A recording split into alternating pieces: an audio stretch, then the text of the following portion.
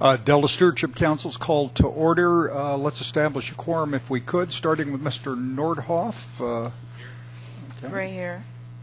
Mark is here. Fiorini here. Eisenberg here. Totally here. Okay, we have 6. Mr. Johnston will be joining us about 10 o'clock. He sent me an email on that and had a conflict this morning. As we mentioned before, Supervisor Natoli has a speech. You have to leave at, I think it's 11:30. 11:30, yeah. 11:30. We are going to try to conclude the business of the council that requires voting by that time.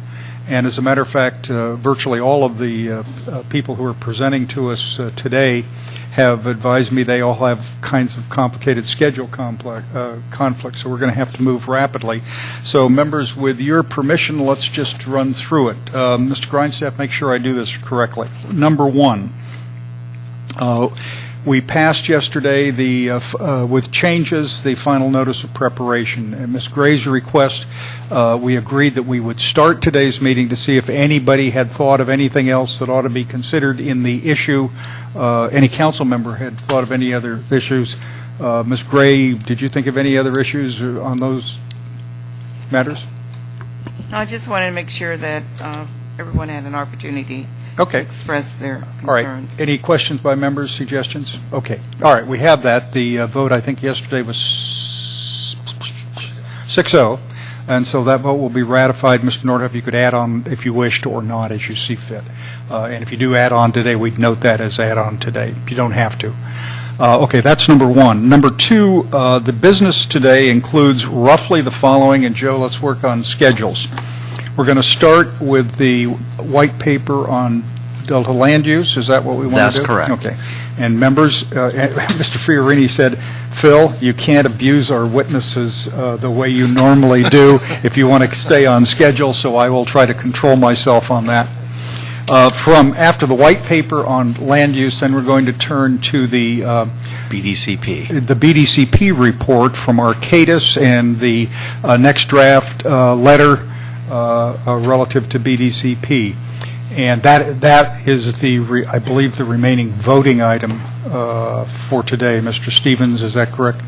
I believe that's true. Okay. Then after that's done, we're going to circle back around to the emergency management white paper. You remember we spent a lot of time yesterday with the California emergency management people, but we were unable, and the consultant was unable to be here to present that paper. That's the wind-up of our effective business, and we are going to try to do this as expeditiously as we can. Mr. Grindstaff, what else is involved? That's correct, and I just, for everybody's information, the presenter of the emergency preparedness white paper needs to leave by 12:30. So I'm anticipating that we'll want to work through lunch so he can get his presentation complete, right. And then the only thing remaining would be public comment. So I would expect. Okay, good. Thank you very much. Okay, I had talked to Mr. Nordhoff before the meeting started to ask him, pointed out the schedule information.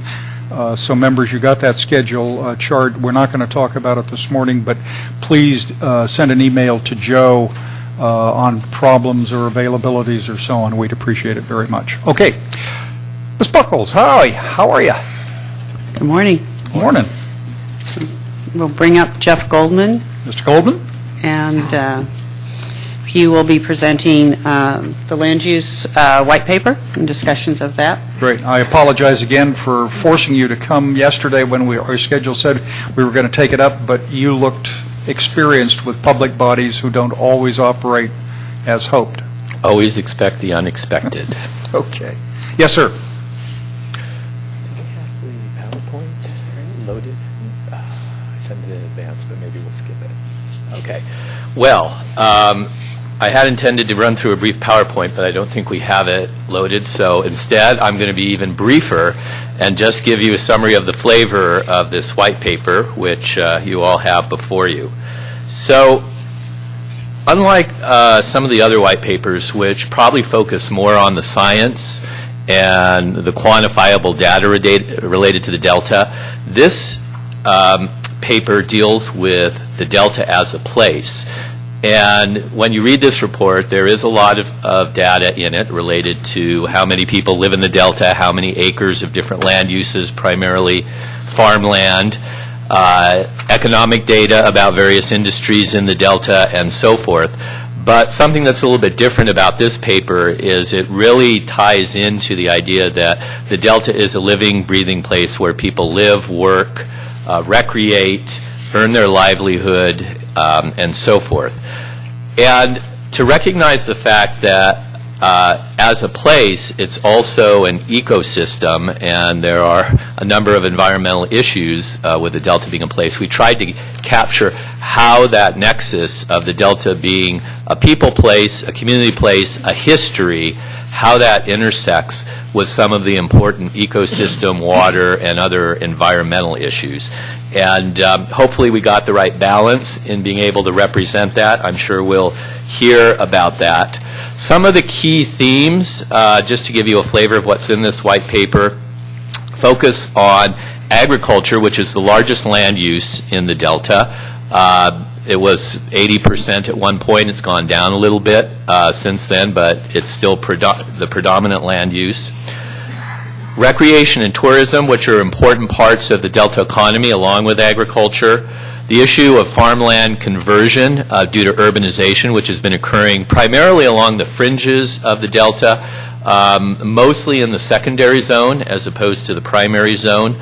The fact that the Delta is an important infrastructure place as well. And not only the infrastructure that supports agriculture, tourism, recreation, and the Delta economy itself, but also the network of roads, pipelines, transmission lines, other facilities that serve urban regions that surround the Delta. So it's really a crossroads and a network as well.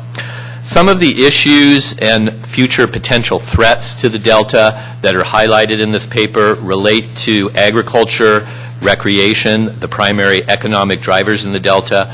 Levee failures, we all know that an important physical aspect of the Delta that protects many of the things in the Delta is the levee system, and we talk a little bit about how that system and threats to that system could affect the Delta as a place.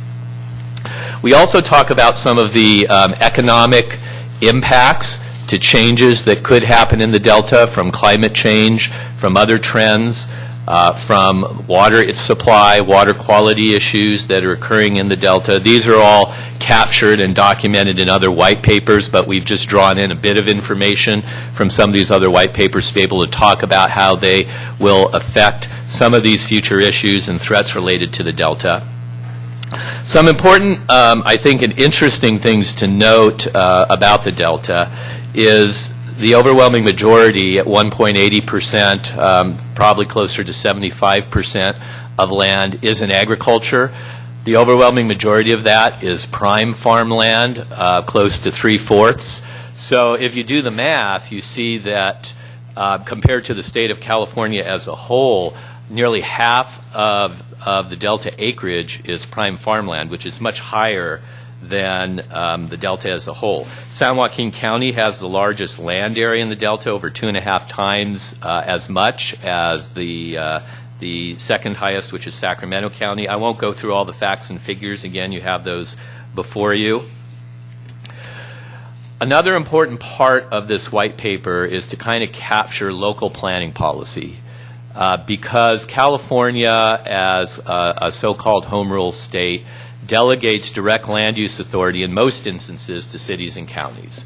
And so if you look at the counties, and the 5 counties in particular, San Joaquin, Sacramento, Yolo, Solano, and Contra Costa, there's a little corner, of course, in Alameda County that's in the secondary part of the Delta, but we've tended to focus in this paper on the 5 counties that represent the lion's share of the lands and the issues related to the Delta. So if you look at planning policies, particularly general plan policies of those 5 counties, and some of the cities that touch upon the Delta as well, you'll notice that there are a number of policies that align with the land use and resource management plan as they relate to things such as agriculture, land use, ecosystem and other environmental issues, and water. And we've captured that in a summary table that you'll find in the report. You'll also find that there are a number of additional policies in these general plans that have a nexus to the policies in the Land Use Resource Management Plan, meaning they cover similar topic, not exactly to the same extent and in alignment. And you'll find there are probably an equal number of policies that either are absent, meaning there are certain land use and resource management policies that don't seem to be addressed in county general plans, and in a few instances some conflicts. So to kind of summarize the policy landscape or the local policy landscape as the Delta as a place, I think it would be safe to say that over time, counties and cities in the Delta have become increasingly aware and have included policies in their general plans to address some of these issues that are most critical to the Delta. But obviously, there's still a ways to go in some instances. There may not be perfect alignment depending on your perspective, if you're taking more of a statewide, regional perspective about these issues as opposed to a local perspective. So obviously, there are going to be different points of view of what alignment means and how closely aligned local general plan policies should be with the policies that will come out of this Delta plan and policies that are in place now. A couple of other important things to note, and then I'll stop there and be happy to answer any questions you have, is that with urbanization, again, primarily around the fringes, there has been significant population growth within the Delta, primarily the secondary zone. Part of that, and I'll emphasize the word part of that, not the primary driving factor, but still an important consideration, is the need for every city and county under state law, and particularly state housing element law, to plan for and accommodate its fair share of regional housing needs. And those regional needs are determined by the state and then flow down to councils of government who then allocate it to each city and county. And maybe some of you are familiar with that. I know Supervisor Natoli is very familiar with that, having worked with him on several housing element updates. So for the 5 Delta counties that represent the overwhelming share of land in the Delta, between 2007 and 2014, it's interesting to note that the cities in those counties and the counties are required to show how they can accommodate 161,650 housing units. Now, most of that's not going to be in the Delta, but again, with urbanization going westward, some of that ends up being on the fringe of the Delta and therefore can affect some of the things happening in the Delta. Also interesting to note is that DWR, in a separate report not related to housing elements and housing element law, estimated between 2007 and 2017 there's a potential for housing unit increase of about 130,000 in the Delta. Now, it's not to say all those homes are going to be constructed. Population trends, economic trends change. We're in a slump now, so there's not a lot of housing being constructed. But I think the key message to take away from that is there's a recognition that population growth, development pressures are increasingly having an effect on the Delta, and the question is what to do about that. And then finally, I'll leave you with the following thought. Before 1970 or so, population in the Delta was primarily concentrated in the historic or legacy towns. So this urbanization I've been talking about has really come about in the last 40 years, and particularly in the last 20 to 30 years, with the growth of some cities and their boundaries moving westward into the secondary zone and kind of bordering the fringes of the Delta, and some unincorporated communities such as Discovery Bay having grown over the last 30 years, and then communities like Brentwood and Oakley along the Highway 4 corridor that were historically small little historic towns have grown significantly during that same time frame. So these are all things that kind of go into the mix in trying to figure out how to address the Delta as a place and those values and balance that against the other values and co-equal goals. And I'll stop there and be happy to answer any questions. Okay. Members, yes, Mr. Nordhoff. Jeff, what's going to drive that extremely high population growth projection?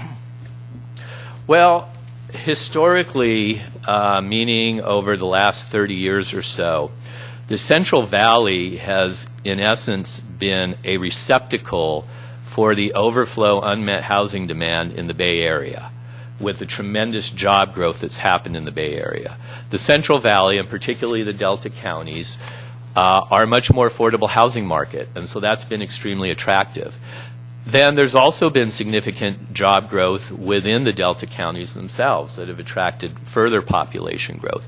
And with the trends in the mortgage market and easy credit and emphasis on home ownership, and it became easier for people to own homes, you really did see rapid growth in single-family homes and development, again, moving westward in many of the urban areas. That coupled with employment growth in these Delta counties.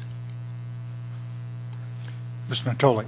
I would guess that with the current economic conditions, and it's difficult to see a way out of there, I'd be a little bit concerned about those very healthy projections. It may be interesting to look at San Francisco and see what sort of job growth they're projecting in that area over the next 10 to 15 years. They are projecting significant job growth if you look at ABAG's projections documents, which are their long-term projections that are updated every year. Another interesting thing to note is that the DWR projections and the regional housing allocations were both done at a time before the economy kind of fell off a cliff. So things are a lot different now than they were in 2006, 2007, say, when these projections and regional housing allocations were being developed for the most part. Thanks. Mr. Natoli. Thank you, Mr. Chair, and if my colleagues bear with me just for a few minutes here, I had a chance to talk with Jeff after the session yesterday, so I try to shortcut a bit of this, but just to the last point that I think Hank raised, I can just say for certain in Sacramento County that one, even in the boomer days, there wasn't a lot of development in the Delta, even in the secondary zone, but some of which is in the city of Sacramento. But in the unincorporated area last year, we just broke 100 building permits, which was the lowest level since World War II. And in the county, I think it was somewhere 400 or 500. It was just, unbelievable. And again, that won't always be the way. I mean, in the boomer days, we were, thousands of permits a year. Again, not a lot of that certainly in the Sacramento County portion. It was in the Delta. But I just wanted to say, I think that in the section, this one is obviously very near and dear to the Delta Protection Commission, but certainly to local jurisdictions. And I chatted with Jeff, and one thing I pointed out is that I felt that in reading this, and again, you want to capture this in a way that it's certainly objective and provides the basis for obviously the analysis for the development of the Delta plan, and yet I couldn't help but kind of take from it in going to page ES4 as we look at this inventory on the executive summary, and a little bit of background, that it kind of presents even in inventorying and providing an objective analysis of a number of the issues, that it doesn't really capture the vitality and majesty of the Delta. That's not necessarily the role of an environmental analysis, but I took it as being a bit glum. And I'll just give you an example. When I look at that on ES4, executive summary page, in lines 4 through 12, and I see how many times that you have risk, threat, risk, cause for concern, significant threat, risk. You think the whole world was crashing in, and again, obviously we're going to analyze the various effects of not only of the land use, but certainly of the trying to match the co-equal goals and deal with ecosystem that's in distress and water supply reliability. But it just came across as being kind of a bit glum. And again, I think you want to be fair and recognize that there are risks, there are threats. But when I read that, I thought in that one paragraph alone, you just continue. And then there's, and I bet you if you went through here, you find that word risk and threat many, many times. And granted, levees are fragile. The economy has, some fragility to it. But there's a lot of majesty and a lot of vitality, and it relates certainly to the natural ecosystem that's in a decline. And there are also other challenges, both in the economic marketplace and certainly elsewhere. And I just wanted to point that out because, again, it's not your role to overstate or understate it. I think it's certainly to make a fair statement. I'm not saying these are unfair assessments, but I mentioned this to Jeff because I think it's important as we go through the Development Delta Plan and look at meeting the co-equal goals, recognizing the uniqueness of the Delta, that we, again, fairly represent that. And certainly I think from the standpoint of the agricultural inventory, we got 2.2 million acres devoted to agriculture. Productivity, as you pointed out here, is on average, I think it's a 50% yield because of the fertility of the soil and some of the uniqueness of the lands and the availability of water. And so I just wanted to, kind of a general statement, point that out. And then if I went to 1.1 on the Section 1 introduction, again, that page, in that first paragraph, lines 6 through 15, you got crisis stated three times. Crisis here, crisis there. Granted, we've got challenges. That's why the legislature gave us this charge to prepare a Delta plan and to deal with the co-equal goals. And so I just wanted to point those things out. And again, it's not in a negative standpoint, but I would want us, as we go through the work that's up ahead of us in the months to come, to have a fair portrayal. And again, for all the threats or risks that may exist, there's vitality and majesty and a lot of things that are unique, and we're trying to balance that certainly in our assessment, but also in our role here. I did want to point out, too, that one of the things, and Jeff mentioned in his comments, we talked about it a little bit, we kind of go back and forth between the 6 counties and their respective cities and so forth, and 5. You have the 5 primary counties and a portion of Alameda, which is, again, that's accurate. But the charts kind of flow back and forth, and I asked Jeff about whether or not that skews it relative to the overall inventories of population, of agricultural land, of portions that are in the Delta and not. And so I think as we go through, we ought to, again, be clear what is it within the legal Delta, and Alameda has a portion of that, but it's a very small portion. Yet when you put all their statistics in, I don't know what it does either way on the statistics. So. If I may, yeah, sure, Councilman Natali, yeah. I think that's a very good point that we do need to get, we're going to have to wrestle with, because the area of Alameda County that's within the Delta, actually, I'm not even sure if it has 3 homes when I looked at a map a few years ago. I was trying to count on Google Earth. Okay. And so.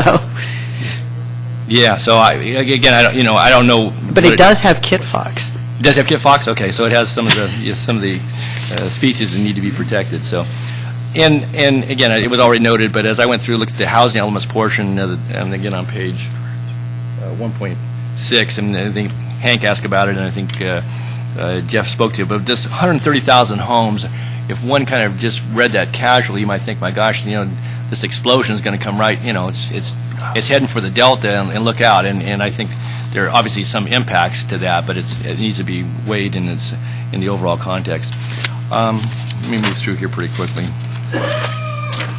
So I won't go to all the charts about where we show the various mix between the counties and the inventories, but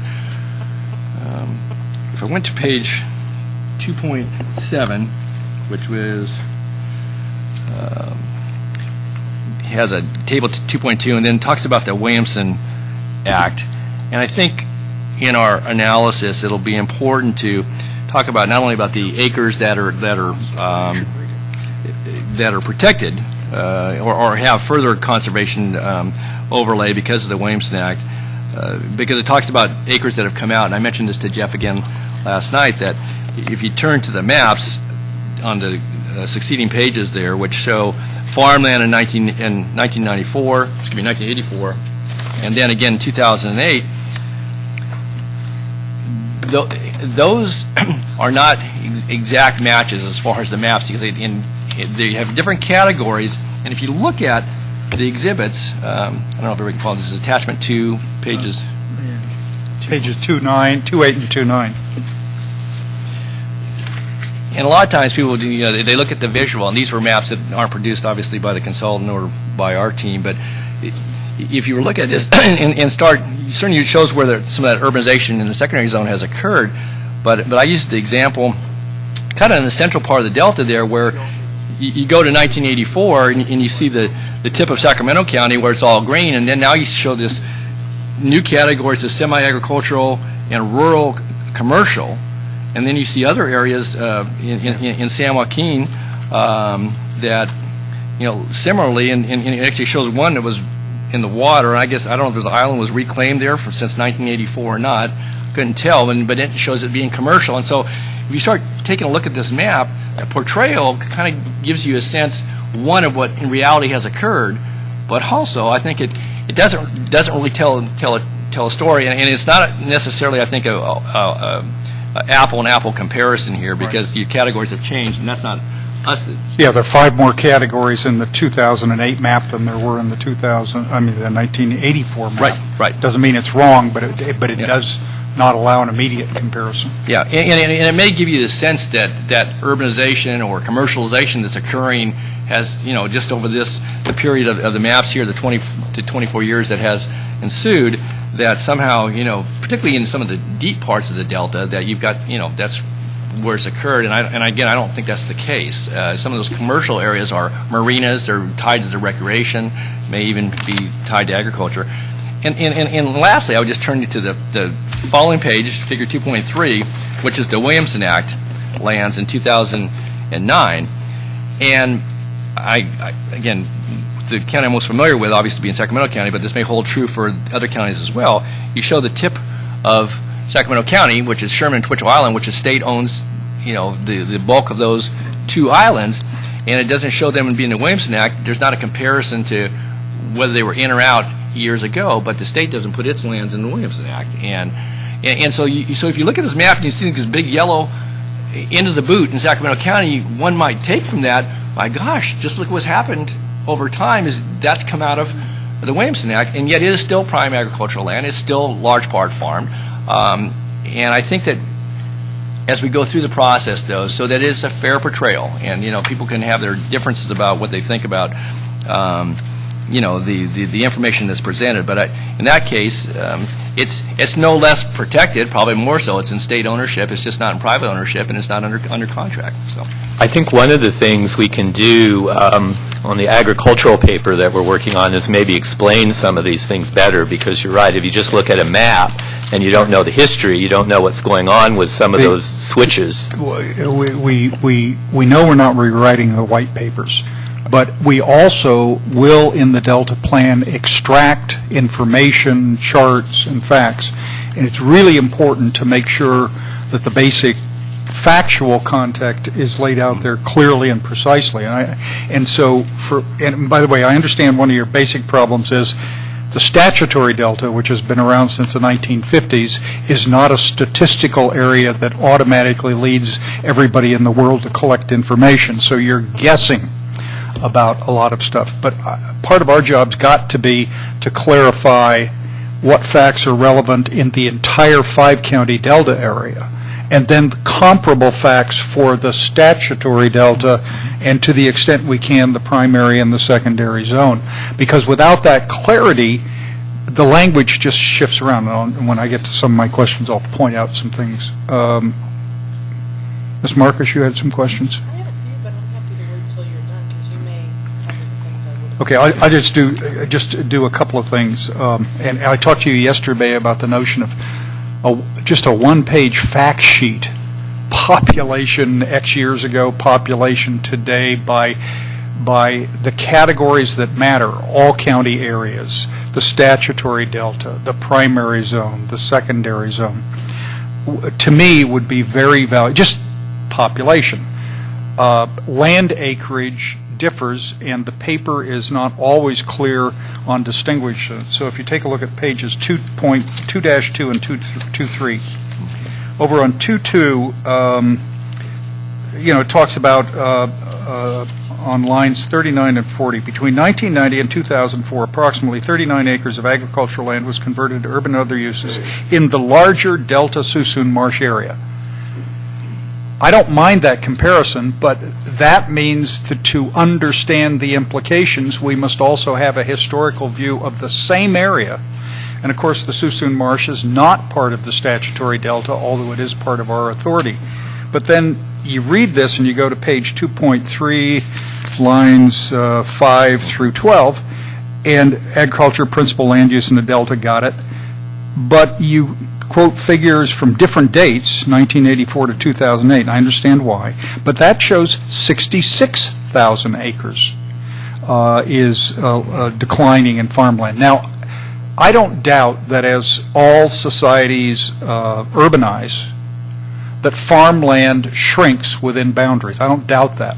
But you know, we've got reports all over, many of which are cited as sources for materials. Just use different figures for different times at different dates. One of my goals is give us the best available information today by the categories we need for the Delta Plan, and give us the historical information as best as you can.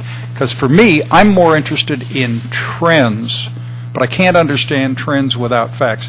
I keep asking myself the question, gosh, you know, we're planning all this and everybody acts as if we're going to be able to decide everything. But reality is things go on pretty much as they go on. Where are we headed anyway, with a Delta Plan, without a Delta Plan? So for me, that's interesting. Also, I understand the distinctions, but on page 2.3, line 15, you begin to talk about important farmland.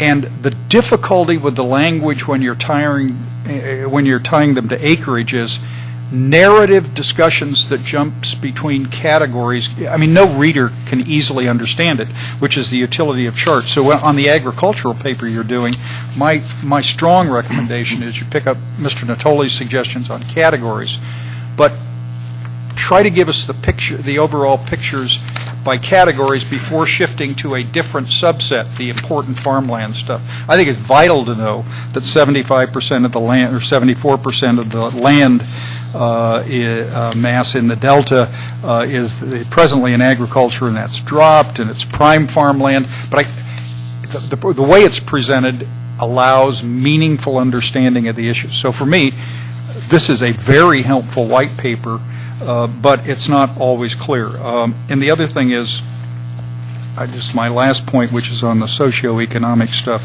but it's the same kind. Economic drivers. I don't doubt that your argument, agriculture, industry, recreation, and tourism are the three big ones. But there are no there's an assertion of dollar figures that the in-Delta agriculture, I assume that's a statutory Delta, but I don't know that. The in-Delta agriculture contributes less than $1 billion annually. I believe you're referring to the status and trend report of the Department of Water Resources, and I think they said the ag production was $500 million, but don't hold me to that figure. Clarify that. But there is no dollar figure that's clarified, and there is no dollar figure for industry. And there is a dollar figure for recreation and tourism based on the Delta Protection Commission's estimate, but there's no way to evaluate whether recreation is growing or not. Now, I understand historic information didn't exactly categorize recreation, and that's if memory serves, that's a last 30 to 40 year Census Bureau calculation, something like that. But I mean, I look for the chart that says, okay, three big elements. 50 years ago it was this, today it's kind of this. I mean, I can't understand those things. And that, for me, drives policy when you understand the factual basis. I find this all very good information, but it's just got to be formatted differently, and I acknowledge you are working from information that you must cobble together from many places, accumulated at different dates in totally different formats by people who were looking at the stuff for different reasons. Nonetheless. Mr. Chair, can I just while you're on the same page, or if I just could, because I was one that... Which page? This would be under industry on page 3.17. Okay. And I had noted to Jeff that, and again, I know they were having, I think the same thing you just said, kind of where do you get the information from, but when I think of industry in the Delta-centric, that in addition to some of the things you've outlined here, your packing and storage facilities, which are essential to Ag support. Ag support, absolutely. And your, your fabrication in most of your legacy towns, you have folks who do welding, they do equipment repair, you have firms that supply, equipment, tractors, fertilizer. They're located either on the periphery of the Delta or actually in the Delta, and those are important because, and again, Randy knows this from his own farming operation, having those areas where you can truck to, you can get to access for your crop storage, for moving at the time of harvest. And in the Delta, that is part of this, it's integral to the day-to-day operations. You have trucking firms that are located down there and the related aspects of that. And so I don't know how you capture that, but I think it's important because that's part of the economy, and it doesn't, and again, there is a dollar amount. That is the value not only to the circulation of dollars and support for activities in the Delta, but that has, a rebound outside of the Delta area, clearly, because, communities that may be on the periphery and or away, but right in the Delta, you've got those, and some of those industries are under great duress because of things I've talked about before, the FEMA regulations that would allow them to expand the physical plant size, but also getting permits in insurance and lending opportunities to expand trucking operations and other things that would support agriculture and some of the other activities and recreation as well. You have some manufacture of boats, boat repair, and I would hope we'd capture that again as we go forward. And I wanted to note that because I think it's a vital piece of what happens in the Delta. Ms. Marcus? Thanks. That was helpful and overlapped some of my thoughts. I just want to thank you for, I think, a heroic job at putting this together. I really enjoyed reading it, and I thought, as with all these white papers, there's an element where you have to cut and paste, where you can find the information, as Chairman was saying. So I thought it was a really good start, and I have little thoughts on questions that pop up for someone who's less immersed in the Delta than other people here, so I might be your good guinea pig. I know it, but I don't know it as well as many of you do. So I found it interesting, and I'll give you those comments for what they're worth, and hopefully those will be helpful separately. But there were just a few things that popped out that I thought were interesting. On the one hand, I love Supervisor Natoli's point about the majesty and the vitality. I love those words. And the picture and feel of the Delta is something that is really important to how we think about the Delta. So to the extent that you can find a way to put that in, I know you put pictures in, which was really nice and helpful. I do think that's important, and that's a hard thing to capture. But when I think of the Delta, that's exactly where I go. I go to that feel, and it goes to why the preservation of the Delta as a place, albeit an evolving place, is something that many of us who don't live in the Delta grasp as something that's important. At the same time, as I do think there are really real risks and challenges to the Delta. So I didn't react the way Supervisor Natoli did to that. In fact, I was reading through saying, hey, wait a minute, where are the big problems? Because I saw a few words, and then I was impatient, and then finally you had it in that last section. And I realized that the issue of recommendations and choices for this council will come up later, and that the white paper lays a foundation. But I was actually happy that you talked about the risks finally, because I was getting sort of impatient as I was reading through it, because that's a part of why we're here. And I think part of the next step is going to be figuring out how do we tee up the hard choices and options in terms of how do you blend all those different statutory mandates that we have. And I think we probably, that's another laminated card we probably need with the 8 goals. Man, I have a whole set of maps and laminated cards by the time we're through. But I think that is really pretty important. The thing that really jumped out at me, and this gets to what the chairman was talking about in terms of what we're talking about, was that issue of the statutory Delta and maybe even the primary zone most of all, because as I looked at the countywide numbers and even the countywide planning stuff, it didn't have any meaning to me in terms of where the hard choices were going to be. So to the extent you can pull that out, I think that was the question I really wanted to see. And I was fascinated when we finally got to, page 3-7, and what the actual number of residential structures were in the 100-year floodplain, because I'm sitting there thinking about the part of our job that's about risk to people, and that there were fewer than 8,000 below the mean high water line, which surprised me, because when you think about I found that encouraging, not probably for those 8,000 residents, but when people talk about the Delta, they do talk about that issue as if it's massive. And so the things that focus on where the real risk is there with some quantification is going to be helpful, and some locational array. You put in a bunch of maps, but I would say as we move forward, especially as we get into the EIR process, we're going to need better, even if you have to do it in several pages, we're going to need much better diagrams and maps to be able to illustrate what the choices are. And that's one of those CEQA issues I'm kind of a nut about, which is really having maps that help illustrate the point precisely that you're looking to help tee up a decision for.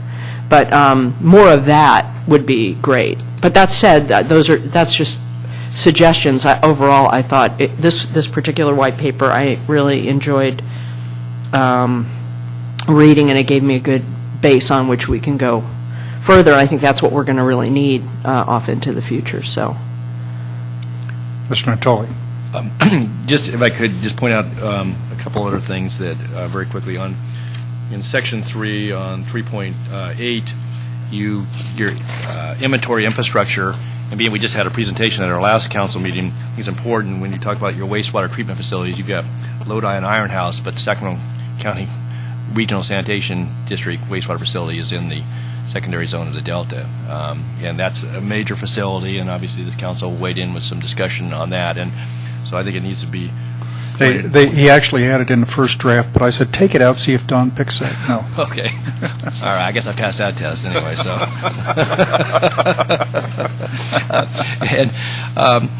And I mentioned this to Jeff, and again, I thought you did a good job capturing with snippets of the various communities and historical on pages 310 going forward in the various counties, but I didn't note that the town of Ryde was excluded. And they still have a post office, so they still, from the U.S. Postal Service still has them as being on the map. So I would ask that you include that. And I don't know, again, you want to check your inventory, make sure we have them in the other counties as well. Missed a small community that is important, again, to the Delta. Yeah, I don't know how we left Ryde out. I hope I didn't offend anybody who lives there. I think you're okay. Hey, this is all. But I guess the last comment I would just make too that there's some other detail. We could chat more offline, but.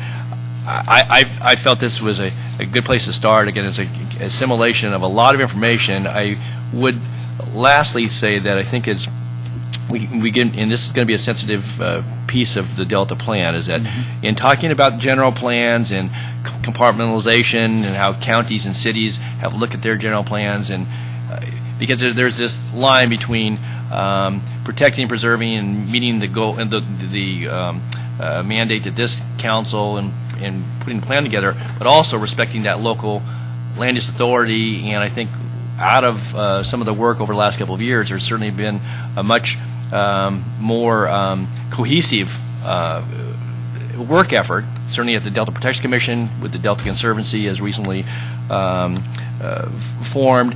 And I think counties and cities, albeit they have their own functions, and they are going to a lot of times function in a fashion that doesn't tie them necessarily to everyone else. But I think that's going to be a real, in looking at in not only what's designated role of this council and what would be embodied in Delta Plan, but respect for those general plans and those local planning efforts and economic development efforts, and recognizing that that's going to be a balance, and that's going to. We'll spend some time at the council in the months ahead talking about that, I think. But I thought that was one of the strongest parts of your paper, albeit controversial. Yeah, right.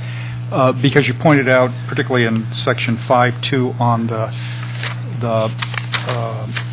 divide between local goals and policies and state goals. And that's why I look forward to your agricultural paper, because it'll give us a better understanding of agriculture and its importance in the Delta. But it also will focus what I think is the most difficult local planning issue.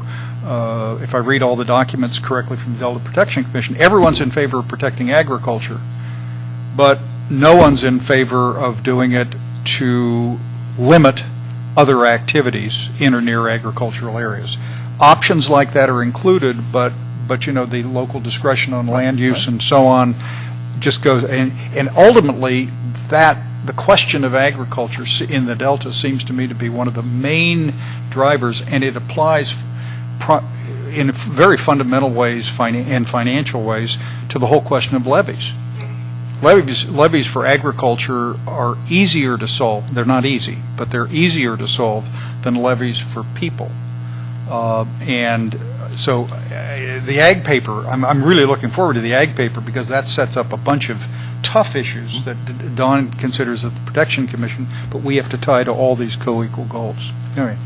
And I just, last comment on it, I think that's part of the friction you're going to see between restoration of habitat and agriculture. That a lot of times there's compatibility, but when you talk, using the BDCP as a backdrop, where discussion about over time, creating up to 125,000 plus or minus acres of habitat, and some of that may or may not be compatible to agriculture, but that becomes, something that's, again, becomes a real friction in counties, but in communities, and it doesn't always align with agriculture. And in fact, sometimes it may be, contrary to that. And so I think that's going to be an important aspect as we're looking at the Delta Plan, is to, you get to the co-equal goals and you look at the habitat ecosystem restoration, but that balance between protecting the agriculture, which is 75% of the activity, and still having vital communities, and then how do you introduce or reintroduce habitat and achieve the other goals of species recovery and so forth. So anyway, I've said enough here this morning, and Okay. I appreciate the work. Ms. Gray. The parts that I did read of the paper were very interesting, and I have to read it more thoroughly. But as a layperson to the Delta, not knowing a whole lot about it, I always find that information that's presented, and I know you did the executive summary, which was great, but looking at something that's like a chart that lists all the 5 counties, the legal Delta, all the areas that we're looking at with numbers on land use, whether it's agriculture or whatever, I think a chart would be helpful. I know the white paper has been submitted, but maybe add some additional information to the council that really lays out everything, that we could just look at one piece of paper and it shows all the different uses of the Delta in the different areas and counties and so forth in the Delta.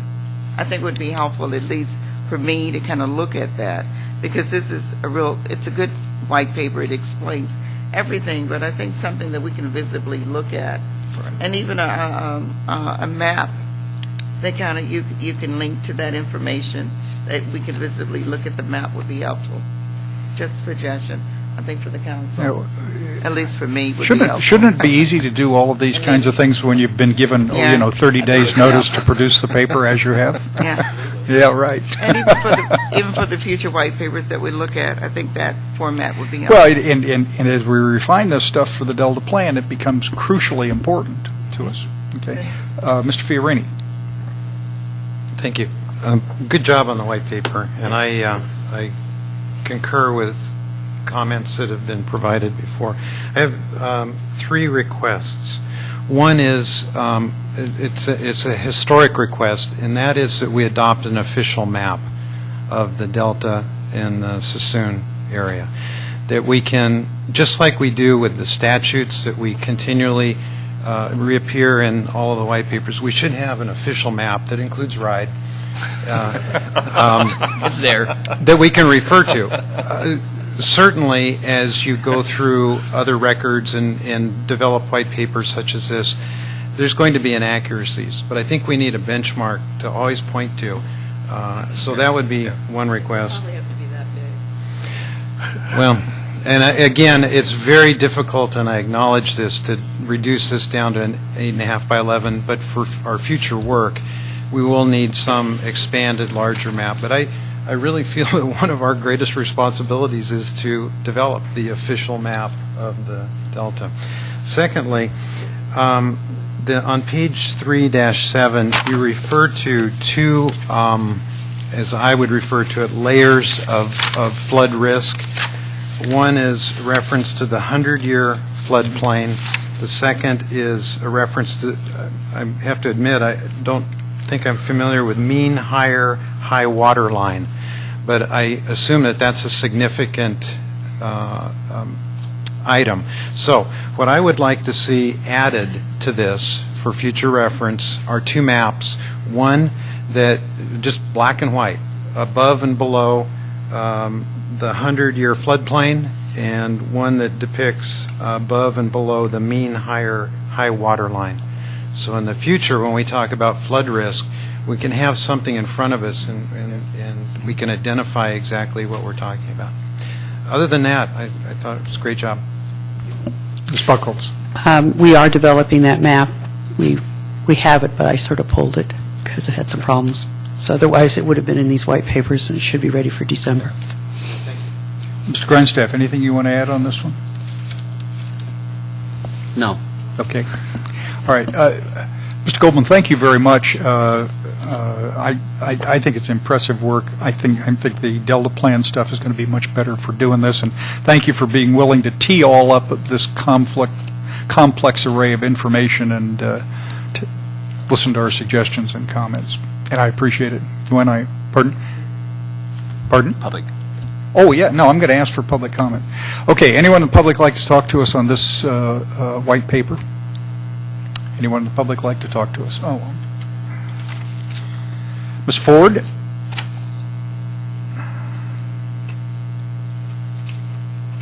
Ms. Connie Ford?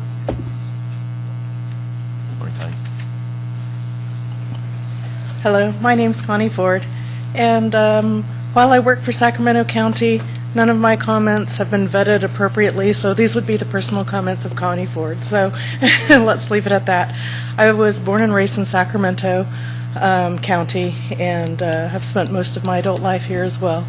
I've played a lot in the Delta. The last couple of months, I've spent a fair amount of time attending public meetings to get the feel for what the locals feel about it now, because my experience has all been on the recreational side in the Delta. My 20-year class reunion was on Grand Island, so that's the perspective I'm coming at right now. So, good times. I wouldn't share them in this forum. Anyways, first thing I want to say is you've done an amazing job of condensing the massive amount of information that's available out there into, this 100-ish pages. So, that said, I share a lot of Mr. Natoli's concerns that a lot of the negativity is what is upsetting the locals and those that live on the Delta Islands. Is you're making our land not worth anything by telling us it's all going to collapse on us. And they would like to participate, but they don't have time. They're too busy living their lives, putting food on their tables, taking care of their children, to participate in all of the public forums and comments are coming. They're feeling beat up. Everyone's sending out notices, come participate in this meeting and come comment. To not take up a whole lot of your time, one of the things that keeps coming up is the levees and the subsidence issues. And since my background is in engineering, I share a little bit of concern that the study and the correlation between what's there on the islands themselves might not be sufficient. Talking to the district engineers, they say, well, yes, but we've been living this way for a long time. Our failures that we deal with all the time, subsidences, is it really an issue? Maybe, maybe not. We get seepage all the time. When the flows are increased upstream on a bright sunny day in the middle of the summer, we have seepage. If another island fails, we have seepage. General engineering theories govern what might or might not control that, but once again, it's not a firm science. The levees, they repair all the time, year-round, and while they might have more damage or more obvious damage that people notice in a rainy season, a nice windy day when they've got high flows and high tides, they're checking their levees and patching them up where they need to be. So the other issue they've got is all these changing standards. They've been functioning on what they've been functioning on, and somebody comes in and looks at it and says, you're below the floodplain, you should raise your levees. And they all look around and go, well, okay, are you going to help us with that?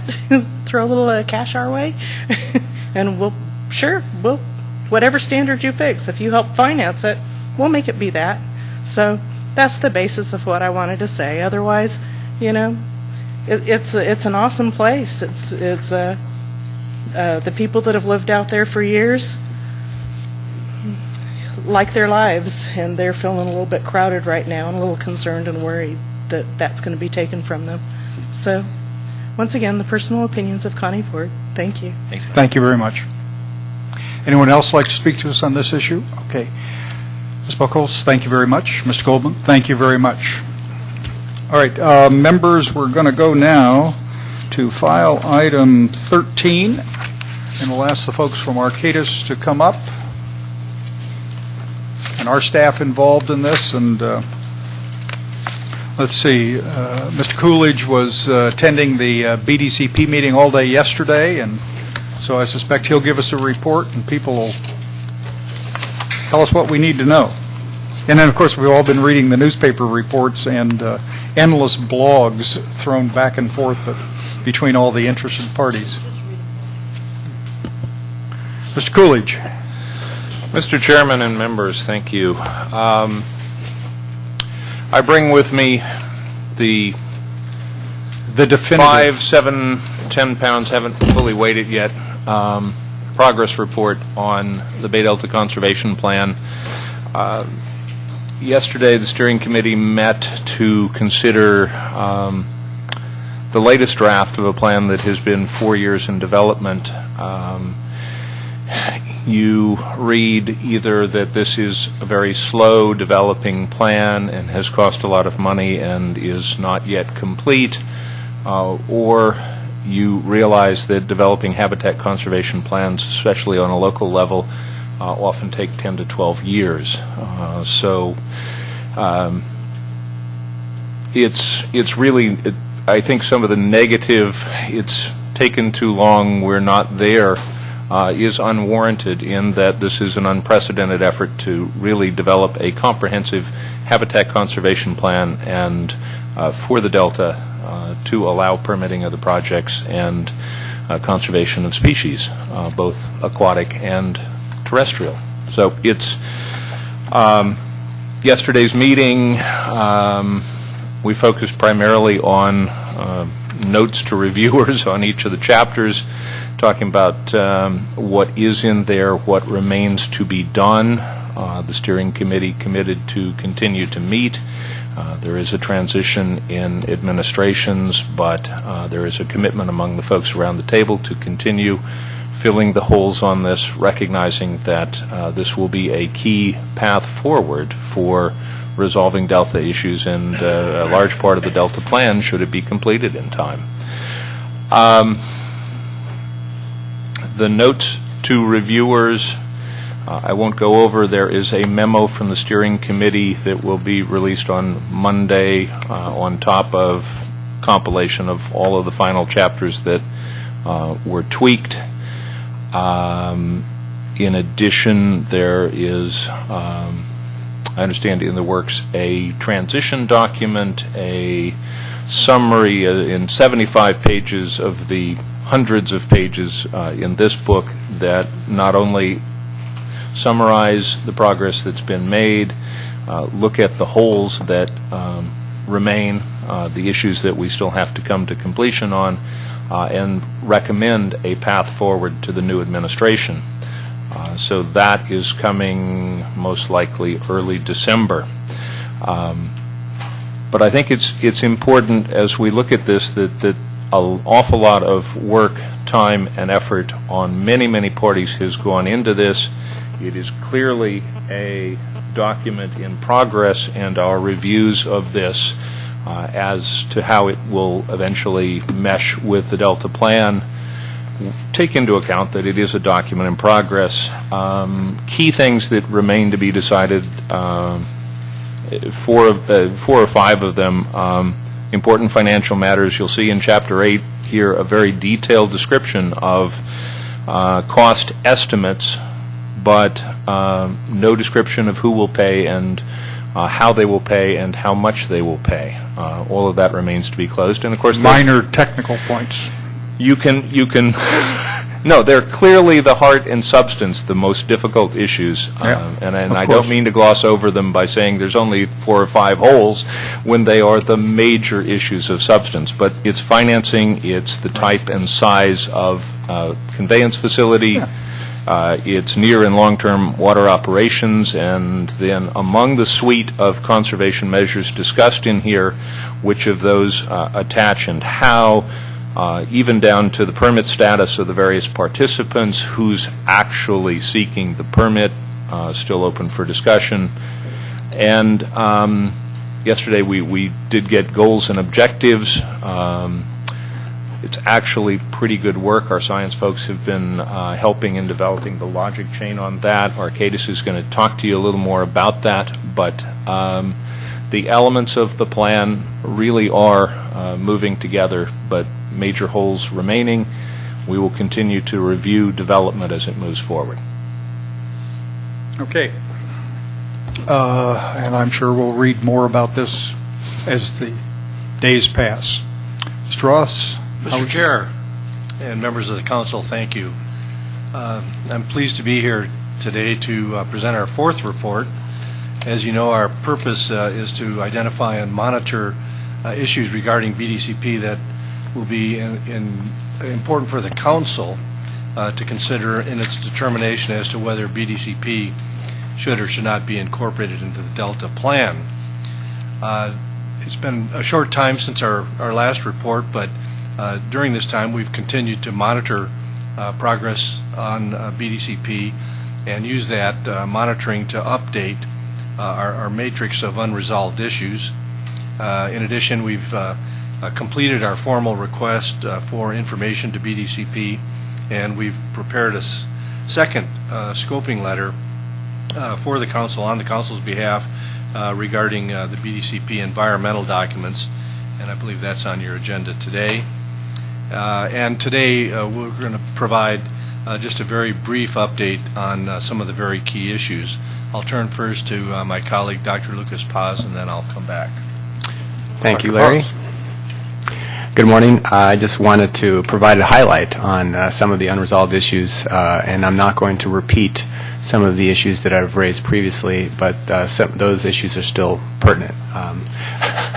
Let's say, anyhow, what I'd like to go over are, on a first note, I'd like to say and follow up on what Keith mentioned, that there has been some good progress made as a whole, and I think, as Keith mentioned, there has been a significant amount of work that's gone into this document to date, and it represents a significant and useful set of information that can be used as we move forward. On a positive note, there has recently been a workshop within the BDCP Steering Committee to address this issue of measurable goals and objectives, which are a key problem, have been noted as a key problem in the past. And so a series of updated species-specific biological objectives have been defined and for the 7 major species of concern. And so that is a significant milestone that's been reached. However, there still are some numerics within those species-specific goals that still need to be worked out. But nonetheless, I have to note that that's a great move forward. Further development, as the plan does move forward, assuming it does, that the plan objectives for ecosystem benefits, regulatory assurances, and the iterative use of the effects analysis to refine the conservation measures will still need to be done. There has been pending issues associated with the analytical methodology associated with the effects analysis, and this has been subject to criticism, and this will still require resolution, and it's been acknowledged that many of these issues that have been raised will be on the table for resolution as the plan moves forward. Once resolved, the subsequent analyses will be used to test effectiveness of the proposed actions to inform modifications to the proposed conservation strategy as the plan moves forward. This is what's termed, or process is described as iteration. And so the iteration of the effects analysis and subsequent revision of the conservation strategy is at the heart of actually developing the preferred alternative. An effects analysis is a biologically focused analyses designed, I'm trying to put it as simply as I can, designed to say that this change in water system facilities and operations will help, hurt, or is neutral vis-a-vis particular species. Correct. Okay. The effects analysis looks at the package, individual conservation measures, the package of conservation measures, whether they're operations or other essentially proposed actions, and how those actions will influence species of concern. So The other point I would make here is that, we've mentioned before the adaptive management program. Obviously, there was one issue that needs to be raised here, and that is the associated with the decision-making authority, and that's one thing that was discussed at the last meeting, and it will need to be... You're talking about governance Yeah, issues? this is related to governance and adaptive management. And one of the holes that Richard Bruce Collins pointed out in his last presentation, I wanted to follow up again, that there's a question as to how the permit issuing agencies will retain the ultimate decision-making authority with respect to actions affecting covered species. The next point I want to make is that a key issue that needs to be resolved moving forward is improved linkages between achieving BDCP biological goals and objectives and water project operations. And that's a very central issue and one that continues to be an issue of concern with various viewpoints within the steering committee. And this is ultimately going to be subject to the Endangered Species Act take permit issued pursuant to the Habitat Conservation Plan, Natural Community Conservation Plan. Another issue related to governance is integration with Delta Conservancy and the Delta Protection Commission. This requires better definition, as Don has pointed out in the past. One other area of emphasis that needs to be addressed is that BDCP has not yet addressed flood management, seeping and erosion, loss of agricultural land, reduced water quality and availability potentially, and unmitigated impacts. That's just a rough area of concerns that have been raised. Now I'm going to just focus on trying to highlight some of the concerns associated with the effects analysis. And so one of the major concerns has been that the preliminary findings may not be supportive of species recovery. And so the effects analysis essentially currently, in its current form, is maintaining the status quo and essentially no significant change. And so that presents a problem because no significant change to a declining ecosystem is not necessarily supportive of recovery. So essentially what's been voiced is that there really needs to be, the effects analysis needs to show improved biological conditions which supports the recovery standard. Next point I want to make is that it's clear that the effects analysis, as it moves forward and as it's revised, needs to use the best available science and a solid scientific foundation for the plan.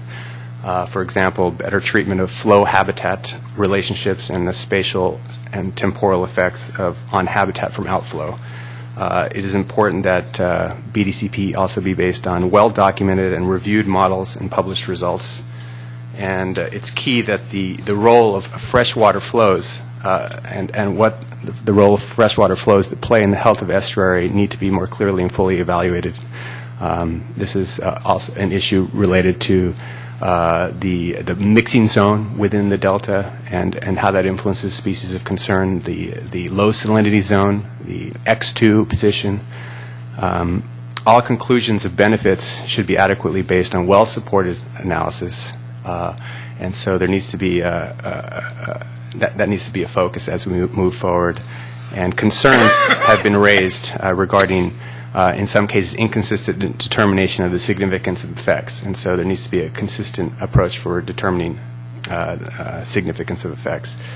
Also, the reporting of uncertainty within the analysis needs to be consistent, and that's something that still is lacking.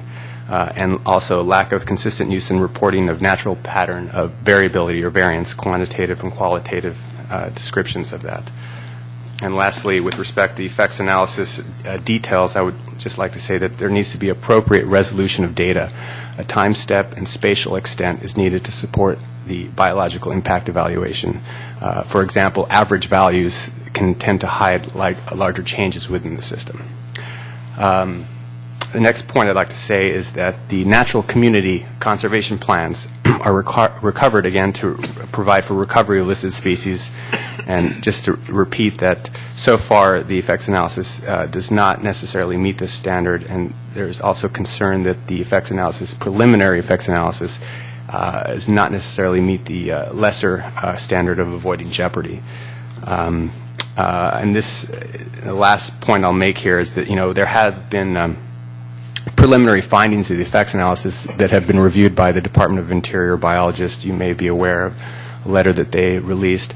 And they have stated that the reductions in delta outflow associated with the current project would have not been adequately evaluated to date and are likely to increase the risk that delta smelt will become extinct. So this is an issue that needs to be dealt with. And the last point I'd like to make is that as an additional element, as the basis for the restoration plan, since the Bay Delta Conservation Plan is largely a restoration plan, what is potentially needed, or what I think is needed, is a science-based approach for proposing a habitat design template for the various proposed habitat types within the context of where they are proposed. Let me, You said that so softly that there's not a, why is everyone else raising their voice when you were so soft and gentle in describing this issue? No, I'm just teasing you. Mr. Roth. let me just briefly comment on three additional unresolved issue areas. I apologize that some of them are duplicate what both Keith and Lucas have reported. But first of all, is the area of funding as a major unresolved issue. Sources, allocation, assurances are all unclear, but since our last meeting, there's also been a number of very well-documented and well-thought-out comment letters from a variety of stakeholders and interested parties, and additional aspects of these issues have been identified. The removal, for example, the removal of property from county tax rolls that would affect the overall funding picture, and then costs associated with unmitigated impacts due to seepage, erosion, loss of agricultural land, and so on.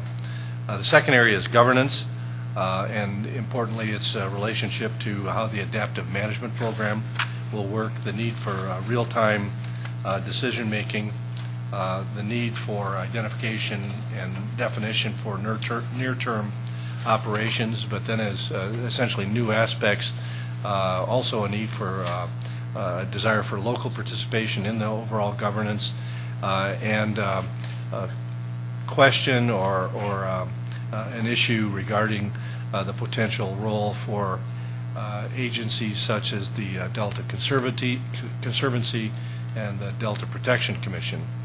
And then the final issue is ranges of operation, particularly the potential impact on upstream water users and how this might relate to the State Water Resources Control Board flow criteria, the broader picture of both in-stream inflow to the delta as well as delta outflows, and the relationship and obligations of the permittees in the delta who really have no authority at this time to be able to regulate upstream water uses.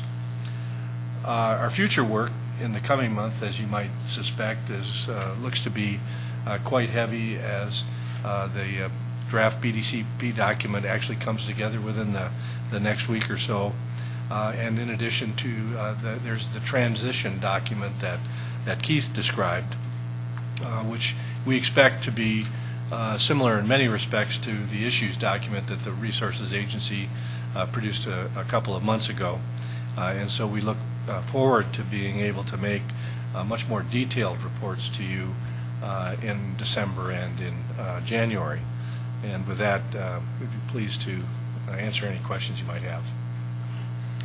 Okay, question, Ms. Marcus?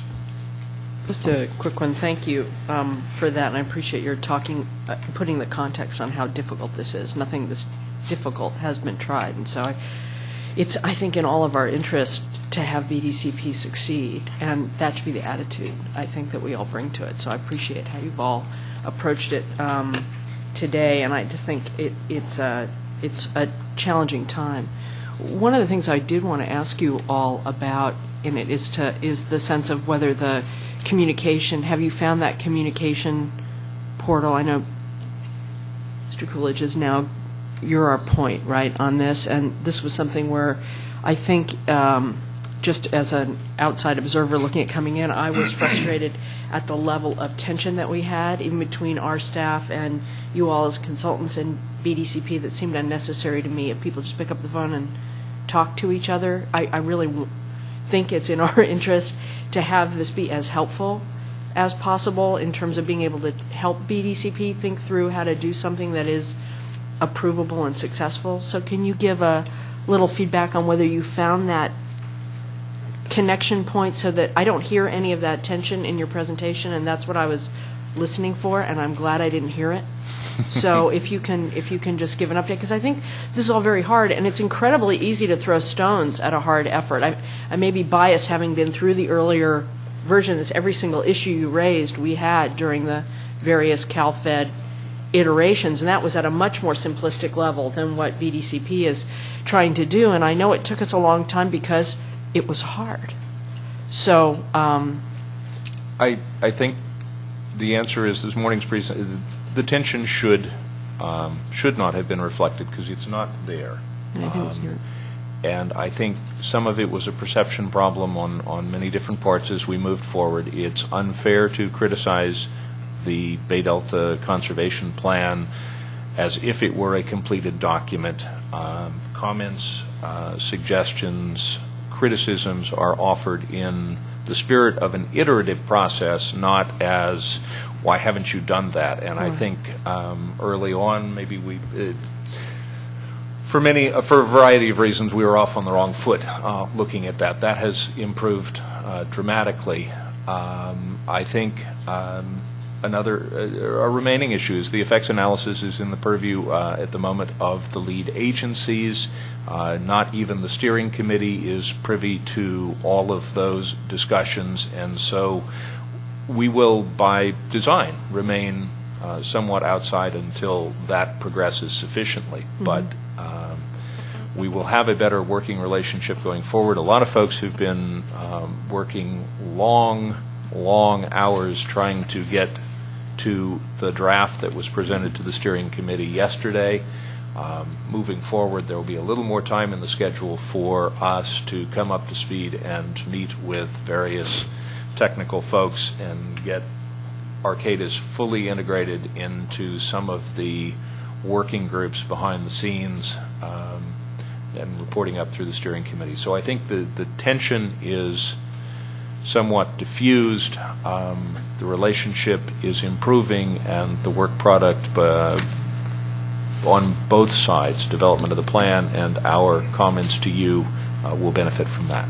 Right, yeah, and I didn't mean to say it was one-sided. I know that there have been issues where a lot of information has been closely held, and people have felt, frankly, whether it's federal agencies or others, felt rolled. So I'm not saying it was just on our side, but I think that we have to approach it in a way that's helpful and connected versus being irritated, because in the BDCP process, not being in the guts of it or even understanding it at all personally, all I get is the social work aspect of it, where everybody can point to and be irritated at somebody else.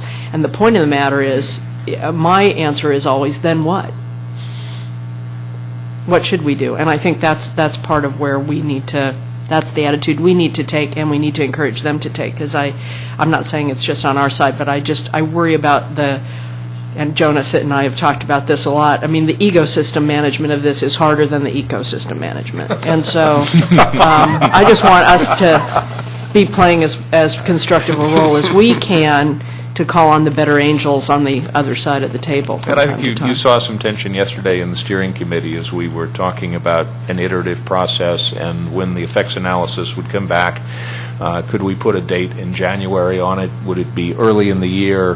Should we drop the date out entirely? And I actually had to remind folks that you and the chair continue to insist that we will meet our deadline, and so the longer we delay and not put deadlines on meeting BDCP, the harder it's going to be for them to have a plan included in the Delta plan. Well, they run the risk of us having our own opinion about what it should say. They run that Shocking. risk. Anyway. Randy? No? Okay, just a couple of Mr. things. Chairman. I'm sorry, Hank. Thank you, sir. Just a concern, Lucas, some of the information that we're requesting, very, very precise, very detailed. Is it doable? Can they obtain that sort of information with the resources that they currently have? Yes, I mean, I think it's doable. I think that the challenge is to basically come to agreement. That's the issue. It's doable, but they have to agree that the information is necessary. I think, yeah. I mean, there are various parties at stake in the steering committee that have differing opinions, differing viewpoints, representing different constituents, and so they are sometimes very strong in their stance, and so I think if there's a communal sense of, I guess, compromise to move forward and be committed to moving forward, I think there is a chance that it can move forward. In terms of the level of detail and information, are you referring to what needs to be done to fix the effects analysis? That's right. Okay. There are a lot of challenges with fixing the effects analysis, and what's been referenced in some of the meetings is that it can be perfect, but it's never going to be perfect. And so it's clear that there is going to need to be a compromise made in terms of what is going to be acceptable from a scientific standpoint and from a permitting standpoint from the federal permitting agencies that are ultimately going to approve the effects analysis or not. And so their standard ultimately is going to drive the process. If you meet their standard, then the project will succeed. If you don't meet their standard, then the project will not get its permit. It's essentially a permit application. Are they having direct access with those authorities? Yeah, they're involved in the process. You have members of the U.S. Fish and Wildlife Service at the table, and they have been reviewing the effects analysis and have provided a series of hundreds of comments. And those comments are currently what are being considered in the revisions that are taking place. And we're not asking for anything more than they are? No, I mean, I think at this point we're waiting to see how they deal with those comments. Thank you. Ms. Gray. Just a comment, just to kind of echo what Ms. Marcus talked about. Your presentation this morning was very interesting to me because it seems like the BDCP as well as our staff is really working together very hard. And I think the fact that we want BDCP to succeed and the fact that the commitments on with both staff really will make the difference. So I think it's a milestone that they have come this far in the attitudes of folks with the BDCP is that they want to make their commitment. So that's a good thing. And so I think that the fact that everybody is positive about being included in our plan will make the difference as you move forward. Because, as Hank mentioned, I'm sure there's a lot of issues that have to be resolved and that will take a lot of work. But what I've heard from Keith said that they do want to work and they have worked hard to get this far. And I think it's a very good thing. And so, very good report this morning. Yeah. Thank you. I echo that. Just a couple of things. I'm like Ms. Marcus. I'd like to see BDCP succeed, but I'm also operating under the statute, which says the co-equal goals are the co-equal goals of the state of California. That's our question to them.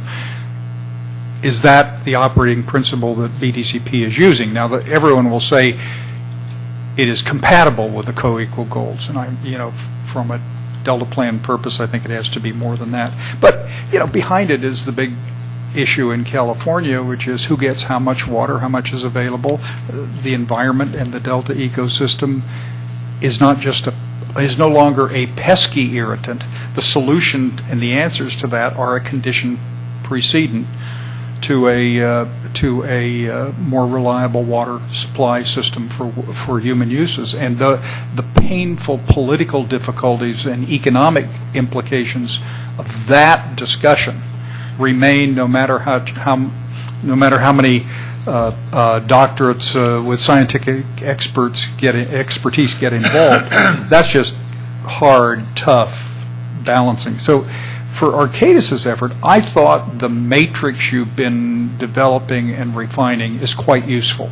Now, for me, of course, I would have preferred more simple direct English, and Ms. Marcus would say, calm down, that seems like hostile activity, but I think the fact is BDCP's preparing its own, I think confusingly stated, but its own unresolved issues list.